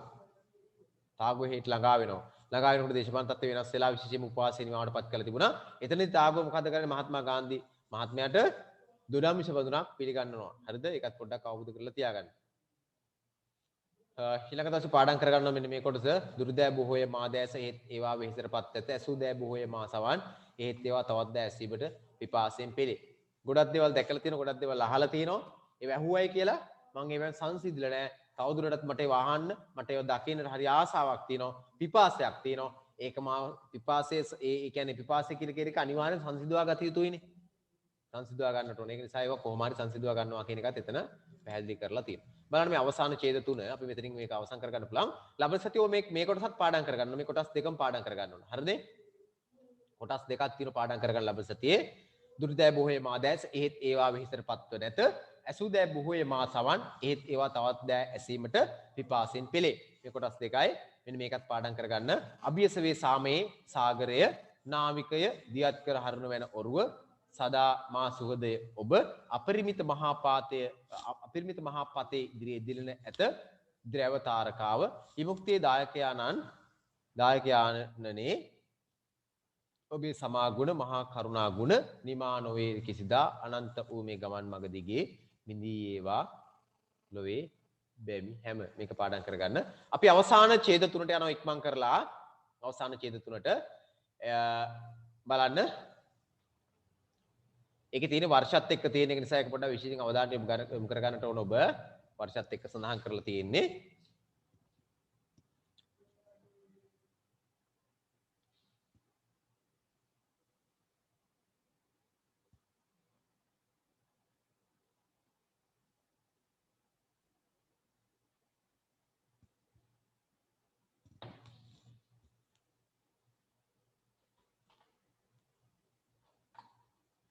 බලන්න මේ මම උතර කැමති ඔබගේ වචන අර පොඩක් ඔයගොල්ලෝ පොඩි ඔබගේ අවධානය යොමු කරන්න විශේෂයෙන්ම මේ මෙන්න මේ දෙන්නා පිළිබඳව. එක්කෙනෙක් තමයි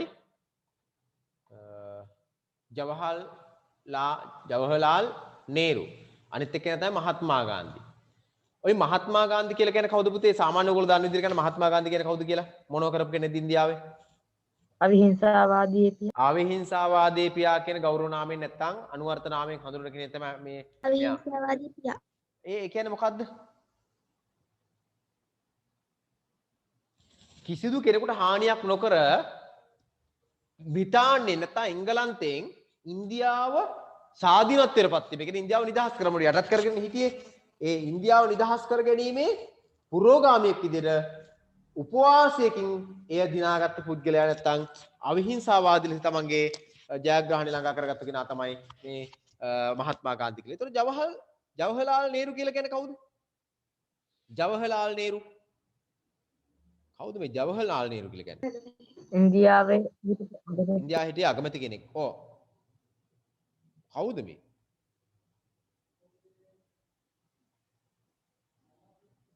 අර මහත්මා ගාන්ධී තමන්ගේ මේ තමන් කරගත්තා වූ වෙහෙසත් එක්ක ඒ දිනාගත්ත ඉන්දියාව බාරගත්තේ කවුද බාරගත්තේ? අන්න එයා තමයි ජවහර්ලාල් නේරු කියලා කියන්නේ. ඒ කියන්නේ ඉන්දියාව බ්‍රිතාන්‍ය නිදහස් කරගෙන එරට පාලන බාරගත් අගමැතිතුමා තමයි මිනුක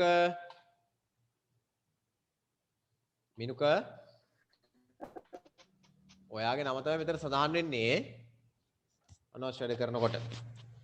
ඔන්න එහෙනම් මහත්මා ගාන්ධි කියන්නේ කවුද? ඉන්දියානු නිදහස් රටේ පුරෝගාමියෙක්, විශේෂයෙන්ම අහිංසාවාදී පියා ලෙසත් අපි සලකනවා.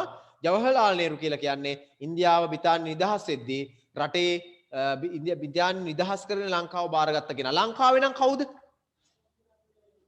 ලංකාවේ නම් කවුද බාරගත්තේ? ඉන්දියාවේ නම් බාරගෙන තියෙන්නේ ශ්‍රී ජවහර්ලාල් නේරු. ලංකාවේ කවුද බාරගත්තේ? බ්‍රිතාන්‍ය නිදහස් කරනවා. මතක තැන සේනානායක මහත්මයා නේද? අගමැතිතුමා ඩී.එස්. සේනානායක අගමැතිතුමා තමයි ලංකාව බේරගත්තේ. ලංකාවේ බ්‍රිතාන්‍ය නිදහස ලැබුවෙන් පස්සේ ලංකාවේ අගමැතිකම බාරගෙන ලංකාව පාලනයට බාරගත්තේ. හරිද? ඒ වගේ කෙනෙක් තමයි ශ්‍රී ජවහර්ලාල් නේරු කියලා කියන්නේ. ඊළඟට තියෙනවා අපිට තව වචනයක් අපිට අහන බර්ට්‍රන්ඩ් රසල් කියලා කෙනෙක්. කවුද මේ? බ්‍රිතාන්‍ය ජාතිකයෙක් පුතේ මේ බර්ට්‍රන්ඩ් රසල් කියලා කියන්නේ.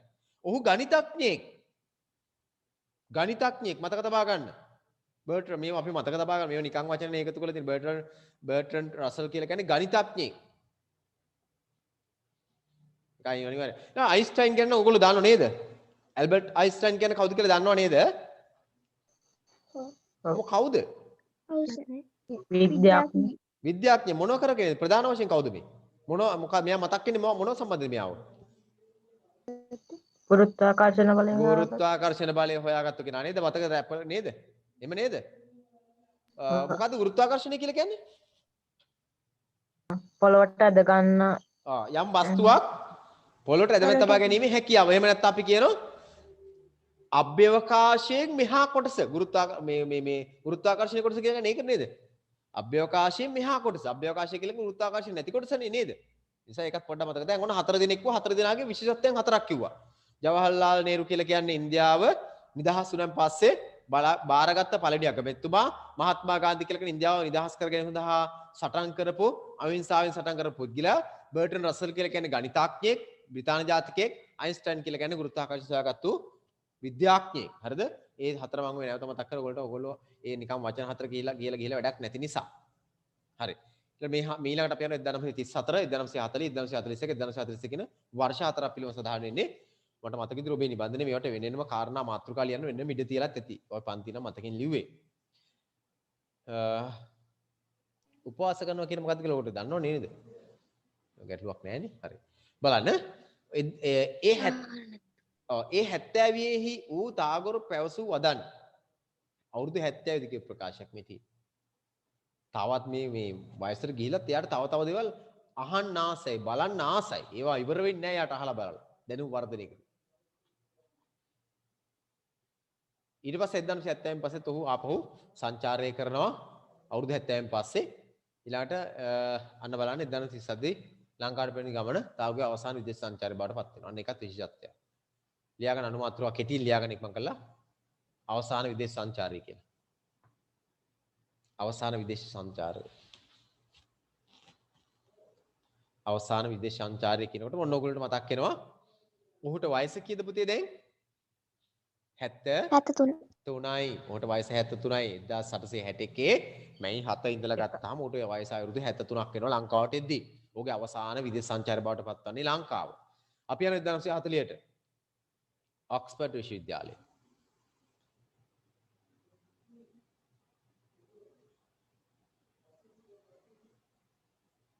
ඔන්න මහා කවි කියන නාමයක් ඔහුට ලැබෙනවා. ඔහුගේ අවසාන උත්සවය මේ කියන්නේ. ලියා ගන්න මාතෘකාව අවසාන උත්සවය කියලා.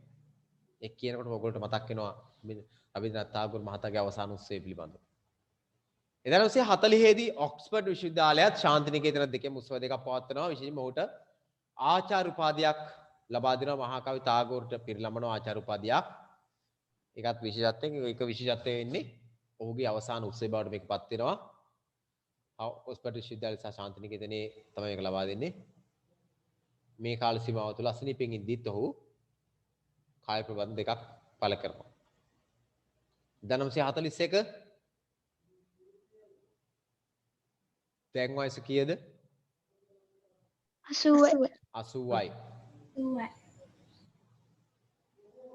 මෙන්න මේ 80 වයස එනකොට දැන්ම සරල අන්නේ පාත්තල කියලා කියනවා උපන්දින උත්සවේ පාත්තන ඉතාම සරල ලෙස මේ කාල සීමාවේ 1939 ඉඳලා 45 කාල සීමාවකට කලින් මතක් කරා මොකක්ද? දෙවන ලෝක යුද්ධය ආරම්භ වෙලා පැතිරී යන කාල සීමාව. හරිද?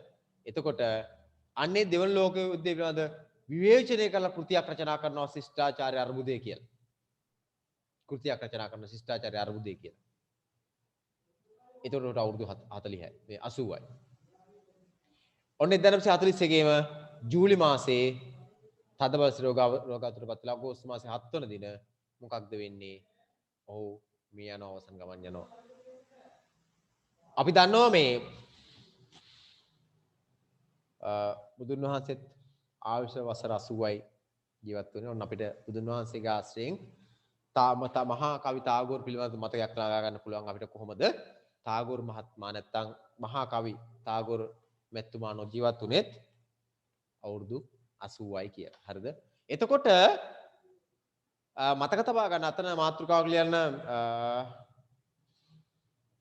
මෙහෙම අවසාන මාතෘකාව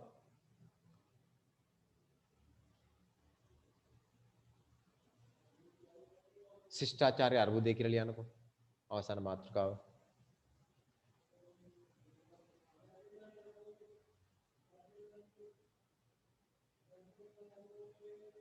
හරි. පුතේ අද අපි කතා කර ටික ඔයගොල්ලෝ නැවත පාඩම හොඳින් කියවන්න. මම මේ මාතෘකාවට ඔබගෙන් ඇහුවාම මාතෘකාව පොඩි විවරණයක් කිරීමේ හැකියාව විස්තරයක් කිරීමේ හැකියාව ඔබට තියෙන්නට ඕන. විශේෂයෙන්ම උපන් දිනේ දැන් හැම කෙනෙකුටම උපත විපත දෙක අනිවාර්යෙන් මතකයි. උපත කියන්න පුතේ ලේසි. උපත කියන්න උපත කවද්ද? 1861 මැයි මාස 7 වෙනි දින නේද? මැයි මාස 7 වන දින. විපත කවද්ද? 1941 අගෝස්තු 7 වෙනිදා. අවුරුදු 80ක් ආයු වළඳලා මිය පරලෝ යන්නේ. අවුරුදු 80ක් ආයු වළඳලා.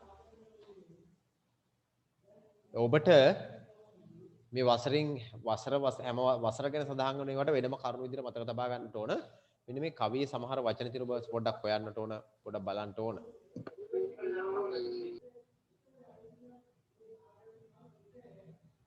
අභ්‍යස කියලා කියන්නේ ඉදිරිපස සාමේ සාගරයේ කියලා කියන්නේ අපි ඒක රූපකයක් විශේෂයෙන්ම විශාලත්වය දැක්වීම සාමයේ තියෙන ලොකු විශාලත්වය දැකීම නාවිකය දියත් කර හරින මැන ඔරුව මේ ලෝක සංග්‍රාමයත් එක්ක කොට හිතන දේවල් දැන් මොකද්ද කරන්න ඕන මොන ඔරුවද දියත් කරන්න කියන්නේ නාවික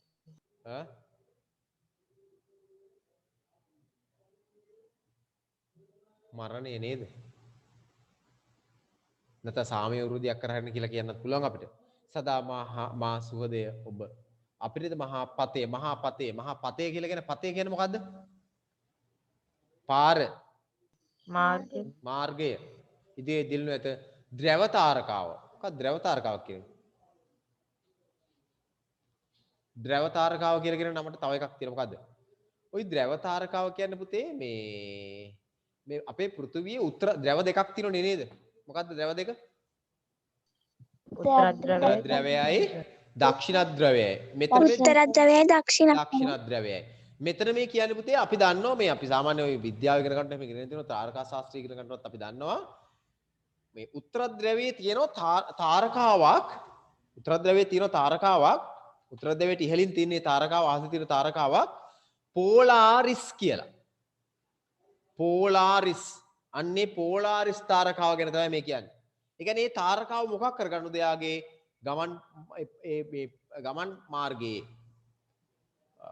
අපි කියනවා අර සංඥාව නැත්නම් සංඥා කුලන බවට පත් කරගන්න කියලා.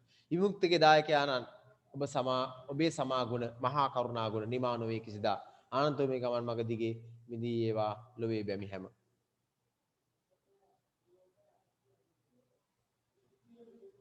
අපි මේ පිළිබඳව තවදුරටත් මේ කවි ටික පිළිබඳව ඉස්සරහදී විමසීමක් කරමු.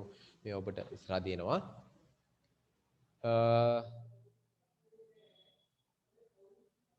ප්‍රශ්න ටික පොඩ්ඩක් බලන්න පුතේ.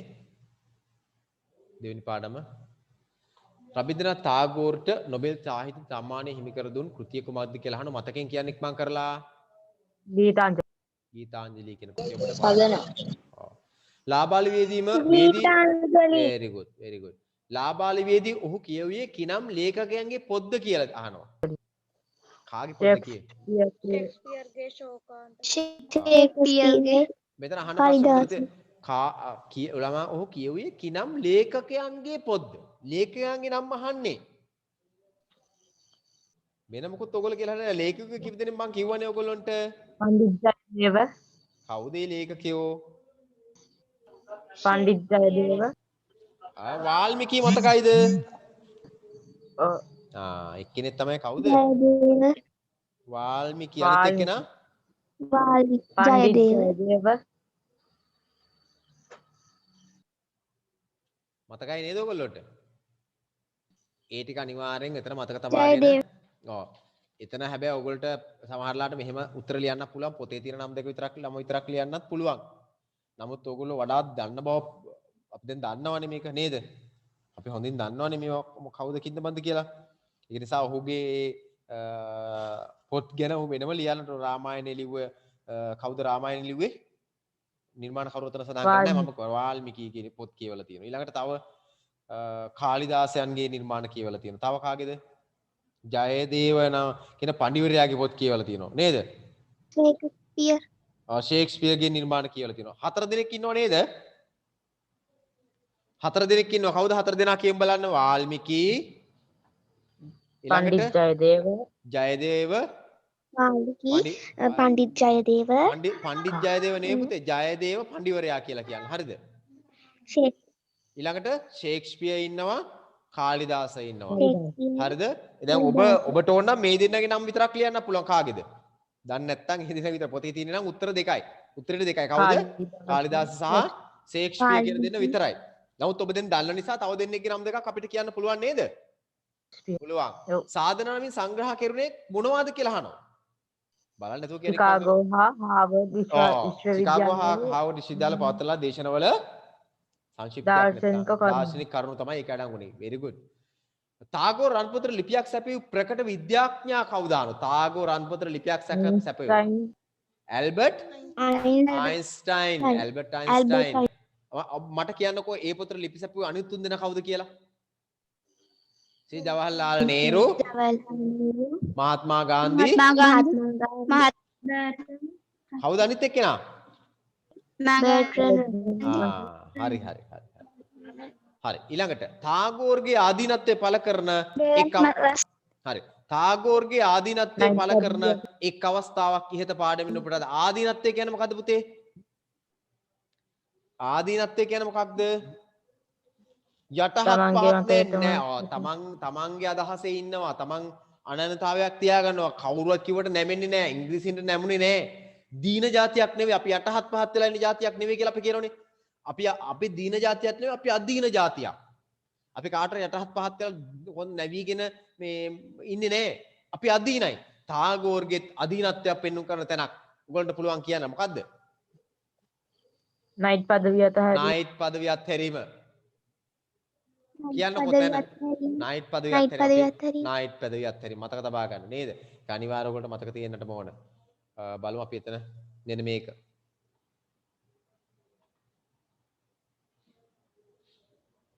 හරිද? හරි.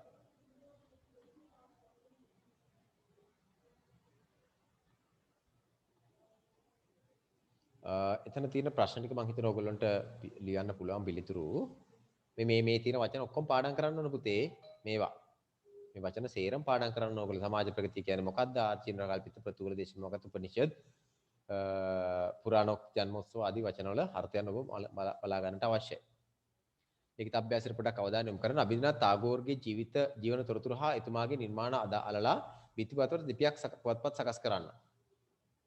ප්‍රායෝගික ක්‍රියාකාරකමක් හරිද? ඒක කරන්න බෑ දැන්. ඒක ඔයගොල්ලෝ ක්ලාස් එකේ හිටුන අපි කොහොම හරි ඒක කරනවා. දැන් මේ ක්‍රියාවලිය තුළ ඒක කරන්න බෑ අපිට. අබින්ද්‍රනාත් tagore කාව්‍ය සංකල්ප සම්බන්ධව සිංහල ගීත කිහිපයක් පන්ති ඉදිරිපත් කරන්න. ගීත කිහිපයක් ඉදිරිපත් කරන්නලු. තේරුණාද? පුළුවන් ද බලන්න ඕගොල්ලන්ට එහෙම ඉදිරිපත් කරන්න. එකක් නම් අපි දන්නෝනේ. මොකක්ද එකක්?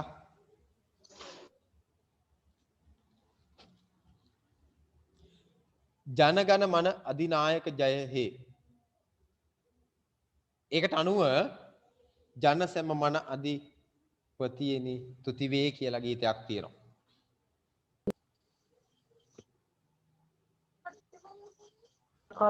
ඔයගොල්ලන්ට කලින් එකක් මම කිව්ව මොකද්ද? අඳුරු කුටිය තුල දොරගුළු ලාගෙන මතකයිනේ? ඒකක් හරිද? ඔන්න එකක් කිව්වා. ඊළඟට මම දැන් තව එකක් කිව්වා. ඔය එයාගේ තියෙනවා මේ කාය සංකල්පනාවක් තියෙන කවියක් තිබුණා ජන ගණ මන අධිනායක ජය හේ කියලා. ඒකට අනුව නිර්මාණයක් කරනවා ගීතයක් රචනා කරනවා ජන සැම මන අධිපතියෙනි තුතිවේ කියලා. අපි ඉස්සරහදී ගීත බලමු රස විඳින අවස්ථාවක් හදාගෙන. ඒ වගේම මේ බලන්න සොයුරේ හා ඔබේ ලක්මව දුකිනී කියලා ගීතයකුත් රචනා කරලා තිනවා. ජෝදිතෝර් ඩාක්ෂුනේ කෝ උනෝ එක්වෙලේ චෝරේ කියන ඔහුගේ කාව්‍ය සංකල්පනාවට අනුව මම මේ කීපයක් නිකන් ඔයගොල්ලන්ට මතක් කරේ. ඒවා ඇත්තටම ගොඩාක් පාඩම් වෙලා තියෙන ඕන කාරණා නෙවෙයි. මේවත් පොඩ්ඩක් සාකච්ඡා කරන්න ඕන නිසා මම කිව්වේ. එක ගීතයක් හරි දැන් පුළුවන් නේ ඔයගොල්ලන්ට? අඳුරු කුටිය තුල දොරගුළු ලාගෙන කියන ගීතය දැන්ට මතකද ඔයාලට? කියන්න. කියන්න පුතේ. අර විශ්ව භාරතී විද්‍යාලයේ ශාන්ති නිකේතන පිළිබඳ අර ඔව් පළවෙනි ප්‍රශ්නේ තියෙන්නේ සර්. ඔව්. අර විශ්ව භාරතී විද්‍යාලය බවට පත් වූ ශාන්ති නිකේතන කියලා. තොරතුරු රැස් කරන්න තියෙන්නේ. ශාන්ති නිකේතන පිළිබඳ තොරතුරු රැස් කරන්න තියෙන්නේ. ඔයගොල්ලෝ අවශ්‍ය නම් මට තොරතුරු ටික දෙන්න පුළුවන්. දැන් නෙවෙයි හැබැයි දැන් වෙලාව නැහැ අපි මේ ටික සාකච්ඡා කරලා ඉවර කරගන්න ඕන. අවශ්‍ය නම් මට ඒකේ තොරතුරු ටික ඔයගොල්ලෝ ලබා දෙන්න පුළුවන්. මොනවද අපිට ඒකේ තියෙන තොරතුරු මේ පාඩමෙන් අපිට ගන්න පුළුවන් තොරතුරු මොනවද ගන්න පුළුවන් තොරතුරු කියනකෝ? ශාන්ති නිකේතන පිළිබඳ තොරතුරු අපිට කීපයක් කියන්න පුළුවන් නේ ඔයගොල්ලන්ට මොනවද කියන්න පුළුවන් ඒවා දැන්ට මතකද? කලායතනයක් තව මොනවද? බිහිකර අවුරුද්ද මතකයි නේද? ඔයගොල්ලෝ මතකයිනේ. කලායතනය. ඊට පස්සේ අර මහත්මා ගාන්ධි නේ ඕක නිසානේ මතකයිනේ. ලාංකිකයෝ කීප දෙනෙක් එකකින් අධ්‍යාපනය ලැබුවා මතකයිනේ. අන්න ඒවා තමයි තොරතුරු දැනට තියෙන ඒවා. තව තොරතුරු රැස් කරන්න පුළුවන්. ඔයගොල්ලෝ ගාව තියෙන තොරතුරු ටික ඒ ටික. පොතේ තියෙන තොරතුරු ටික ඉස්සෙල්ලා ලියන්න පුතේ. මේක ලියනවා නම්. පොතේ තියෙන තොරතුරු ටික ලියලා මදිපාඩු තියෙනවා අපි ලියමු තව. තව තොරතුරු තියෙනවා. ඒවා අපිට ලියන්න පුළුවන්. අපේ රටේ විශාල ප්‍රමාණයක් ඉන්නවා මෙතන අපේ මේ ශාන්ති නිකේතනයේ පිළිබඳව නැත්නම් ශාන්ති නිකේතනයේ විශ්ව භාරතී විශ්වවිද්‍යාලය නැත්නම් ශාන්ති නිකේතනයෙන් අධ්‍යාපන ලැබපු අය. ඔය සනත් නන්දසිරි සුනිල් එදිරිසිංහ නේද? සුනිල් රත්නායක වගේ ගොඩාක් අය ඉන්නවා. එතන මේ කීප දෙනා අපි පාඩමේ තියෙන අපිට තව ඕන තරම් කියන්න පුළුවන්. ඒ අපිට තියෙනවා. සුනිල් ශාන්තේම මතක් වෙනට ඕන ඔයගොල්ලන්ට. හරි. සිංහලට පරිවර්තන වූ රබින්ද්‍රනාත් tagore කෙටි කතා එකතු කර ඒවායේ සාරාංශය පන්තිර ඉදිරිපත් කරන්න. බලමු මේ ටික කරන්න පුළුවන්ද කියලා ඉස්සරහදී හරිද? ඔගේ මෙතනින් අහන්නේ ප්‍රශ්නේ අහන්නේ මේ සිංහලට පරිවර්තන වෙච්ච ඒවා. එකක් ඔයගොල්ලෝ දන්නවා. ඉස්සරහදී ඉගෙන ගන්නවා. කලින් විෂය නිදෙහි තිබුණේ. ඒක මම කියන්නම් ඊළඟ දවසේ. ඊළඟට ශාන්ති නිකේතනයේ සෙවණෙහි බිව් ශ්‍රී ලාංකිකයන්ගේ ලේඛනයක් සකස් කර ඕන් නියෝජනය කරන විශේෂ ශිෂ්ට ඉදිරිපත් කරන්න. ඔන්න ඕක නම් මට දැන් ඔයගොල්ලෝ කියන්නත් පුළුවන් ඕනනම් පස්සේ ඔයගොල්ලෝ රෙකෝඩින් එක බලලා හදා ගන්න පුළුවන්. පොතේ තියෙන ඒවාත් එක්කයි මෙතෙන්ට ගන්න ඕන. ශාන්ති නිකේතන සෙවණෙහි බිව් ශ්‍රී ලාංකිකයන්ගේ ලේඛනයක් සකස් කර කියන එකේ අපි පොතෙන් දෙකක් ගන්න. මොකද්ද? පළවෙනි එක මොකද්ද? ආනන්ද සමරකෝන්. සංගීතය නේද? සංගීතය. ඒක මතක තබා සංගීතය. ඊළඟට එදිරිය සරච්චන්ද්‍ර මහත්මයා මොනවද? නාට්‍ය ප්‍රධාන වශයෙන්. දැන් අතන සංගීතය කියලා ගත්තාම ගී රචකයෙක්. දැන් ආනන්ද සමරකෝන් කියලා කියන්නේ සංගීතය සංගීතඥයෙක්, ගීත රචකයෙක්, ගීපද රචකයෙක්, ගීතණු නිර්මාණකරුවෙක්. ඊළඟට අපි ඉදිරියේ සරච්චන්ද්‍ර මහතා කියලා ගත්තාම ඉදිරියේ සරච්චන්ද්‍ර මහත්මයා කියලා කියන්නේ නාට්‍යකරුවෙක් විතරක් නෙවෙයි නේද? නවකතා, කීර්තිකතා, ශාස්ත්‍රීය ගන්ධ සමුදායක් රචනා කරපු කෙනෙක්. ශ්‍රේෂ්ඨ කියලා නේ මේ අහන්නේ. විශේෂ ශ්‍රේෂ්ඨ ඉදිරිපත් කරන්න කියලා නේ කියන්නේ. ඊළඟට අපි ගත්තාම සුනිල් ශාන්ත මම කලින් කිව්වනේ. සුනිල් ශාන්ත ගත්තාම එයත් ගායකයෙක් නේද? සුනිල් ශාන්ත කියන කෙනා නේද? ගායකයෙක් ප්‍රධාන වශයෙන්ම. ගීත රචකයෙක්, ගීත අනු නිර්මාණකරුවෙක් සුනිල් ශාන්තයන් කියලා කියන්නේ. ඔන්න 3 දෙනෙක් කිව්වා.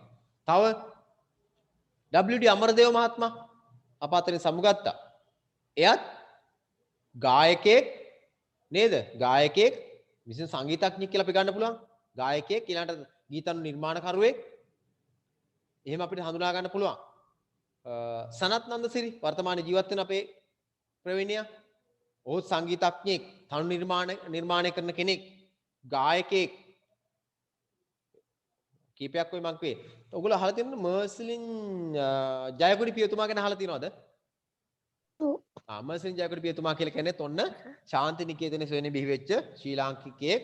ඔහු ගත්තාම ඔහු පියතුමෙක් නේ. ඔහු ගොඩාක් ගීත රචනා කරලා තියෙනවා. ගීපද නිර්මාණකරුවෙක් ශේෂ්ත්‍රය ගත්තාම. තව ඉන්නවා අපි දැන් ටික මතක තබා ගමු.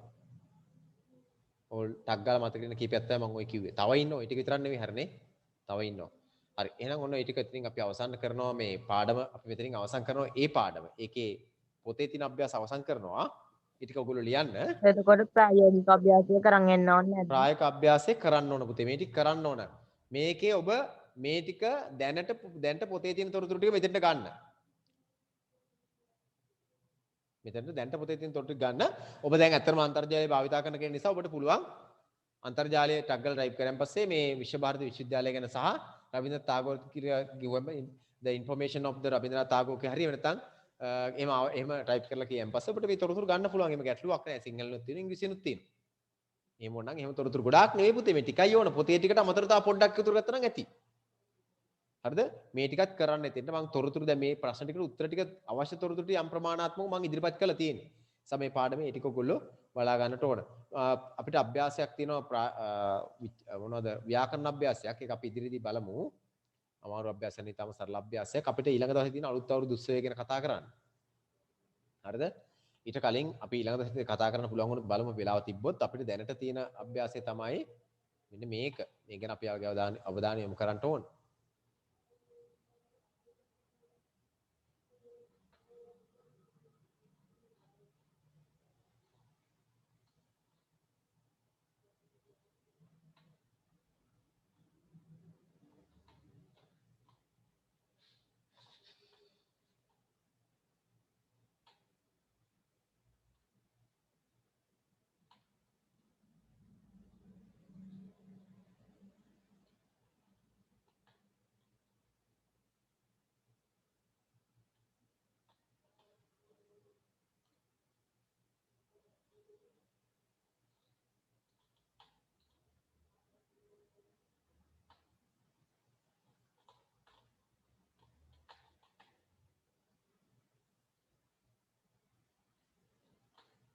ඔබ එහෙනම් මේ අභ්‍යාසය කරන්න හරිද?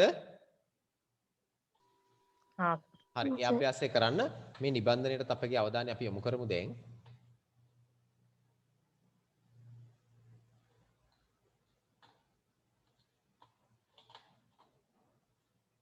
තියෙන වෙලාවත් එක්ක කළමනාකරණය කරගෙන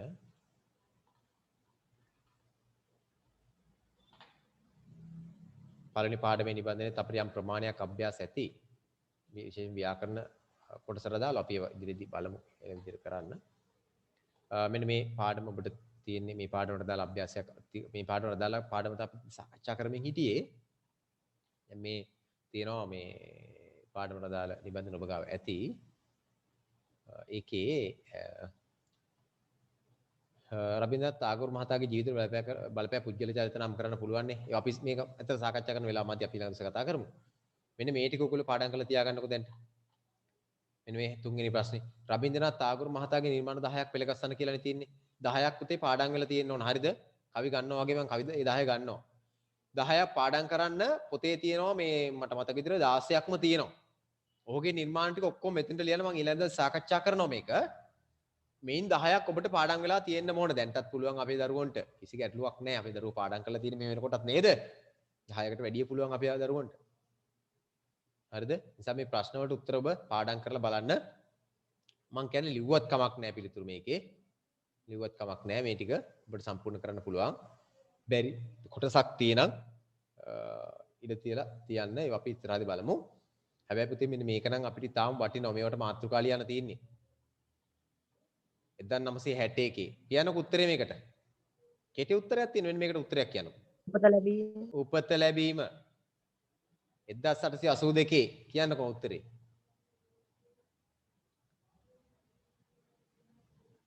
මොකක්ද 1882? හරි. ඒ ටික බලා ගන්නකො. 1941 දෙකක් වුණා සිදුවීම. මතකයිනේ අවසාන කතා කරපු දෙකක්. කෙටි මාතෘකා පුතේ මෙතන ලියන්න තියෙන්නේ. හරිද? කෙටි මාතෘකා ලියන්න තියෙන්නේ. ඔබ මේ මාතෘකා ටික ලියන්න. හරිනේ? හරි. වචන ටිකක් තියෙනවා අපි ඊළඟ දවසේ බලමු. දැන්ට ඒ ටික ඇති අපිට. එතකොට සර් ටියුට් එකේ ඔක්කොම ටික කරන්න ඕනද? මම කියන්නේ මෙන්න මෙතෙන්ට එනකම් පුළුවන් තරම් කරන්න කියලා. මෙන්න මෙතන. පිටුව වෙනකම් කරන්න සර්. මෙන්න මේ මම මේ හයිලයිට් කරලා තියෙන අරුත් පැහැදිලි කිරීම කියන්නේ. එතෙන්ට එනකම් පුළුවන් ටික කරන්නකො පුළුවන් ඒව කරන්නත්. අපි දැන් පාඩම සාකච්ඡා කරලා තියෙන නිසා අමාරු නෑ ඔබට. ඒතකොට මේ කවි එකක්වත් දරුවෝ ලියන්න එපා පාඩම් නැත්තම්. හරිද? මේ කවි එකක්වත් ලියන්න එපා පුතේ පාඩම් නැත්තම්. පාඩම් නැති එකක්වත් ලියන්න එපා. හරිද? පාඩම් නම් විතරක් ලියන්න. පාඩම් නැත්තම් මේ එකක්වත් ලියන්න එපා. හිස්තැන් තියලා තියන්න අපිම රවට්ට ගන්න එපා. ඕක මේ ඇත්තට මේ නිබන්ධන මම හදලා තියෙන්නේ පන්තිය තුල ප්‍රායෝගිකව වැඩ කරන්න හදපු නිබන්ධන මේ තියෙන්නේ. ඔන්ලයින් තාක්ෂණය තුල මේවා භාවිතා කරන්න ඇත්තටම ප්‍රතිඵලදායක ලෙස ප්‍රායෝගික ලෙස භාවිතා වෙන්නේ. ඇත්තටම ඉගෙන ගන්න උවමනාවක් තියෙන විතර ඒ නිසා මේක ඔබ අනිවාර්යයෙන්ම මතක තබා ගන්න. මේවා පාඩම් නැත්තම් ලියන්න එපා. කිසිම තේරුමක් නැහැ. මේ ටික ලියන්න මාතෘකා. උපත හැම එකකින් එක ලියාගෙන යන්න පුළුවන් ගැටලුවක් නැහැ. මුළු දිග විස්තර නැතුණට කමන්නේ. මාතෘකා ටික ලියාගෙන යන්නකෝ. කියන්න පුතේ. කාටද ප්‍රශ්නක් තියෙනවා වගේ?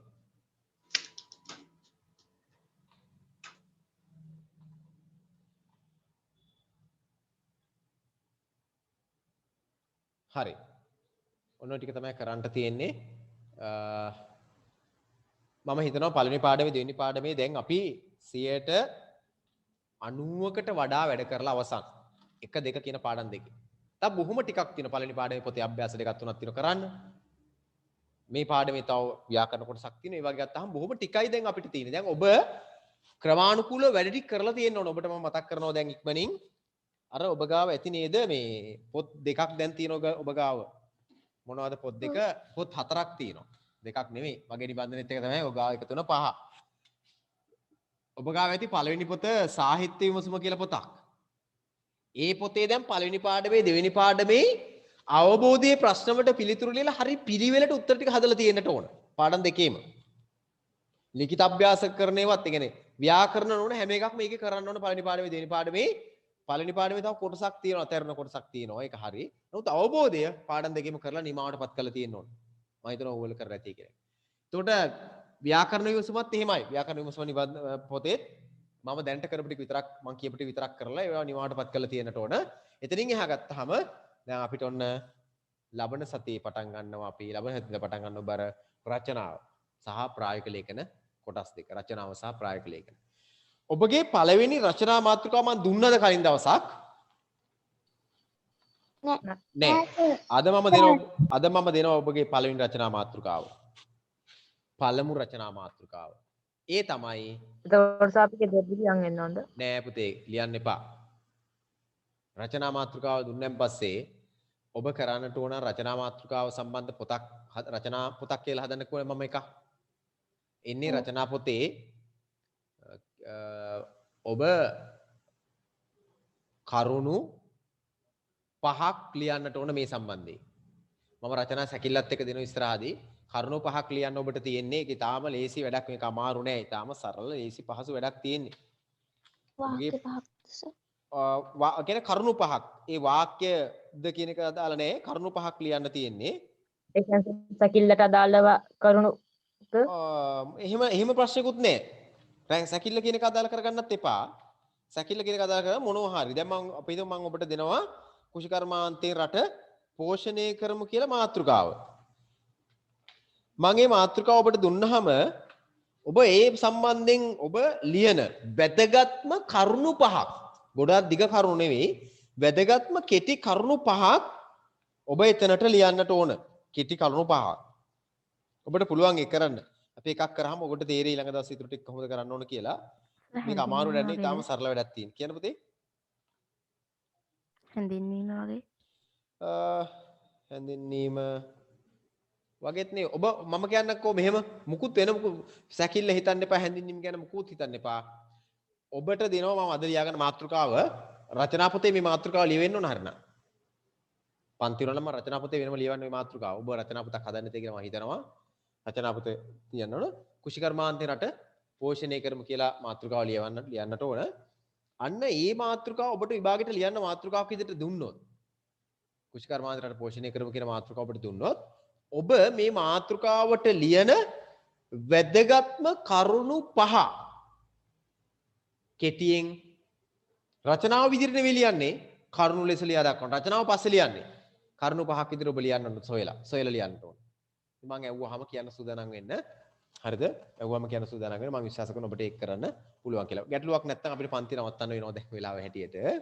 මාතෘකාවක් කියන්න පුළුවන්ද? කුෂිකර්මාන්තේ රට පෝෂණය කරමු. කුෂිකර්මාන්තේ රට පෝෂණය කරමු. හරිනේ එහෙනම්? එහෙනම් අපි පන්ති නවත්තනවා. සුබ රාත්‍රියක් හැම කෙනෙකුටම. ආයිබෝවන්. Good night, sir. Very good night.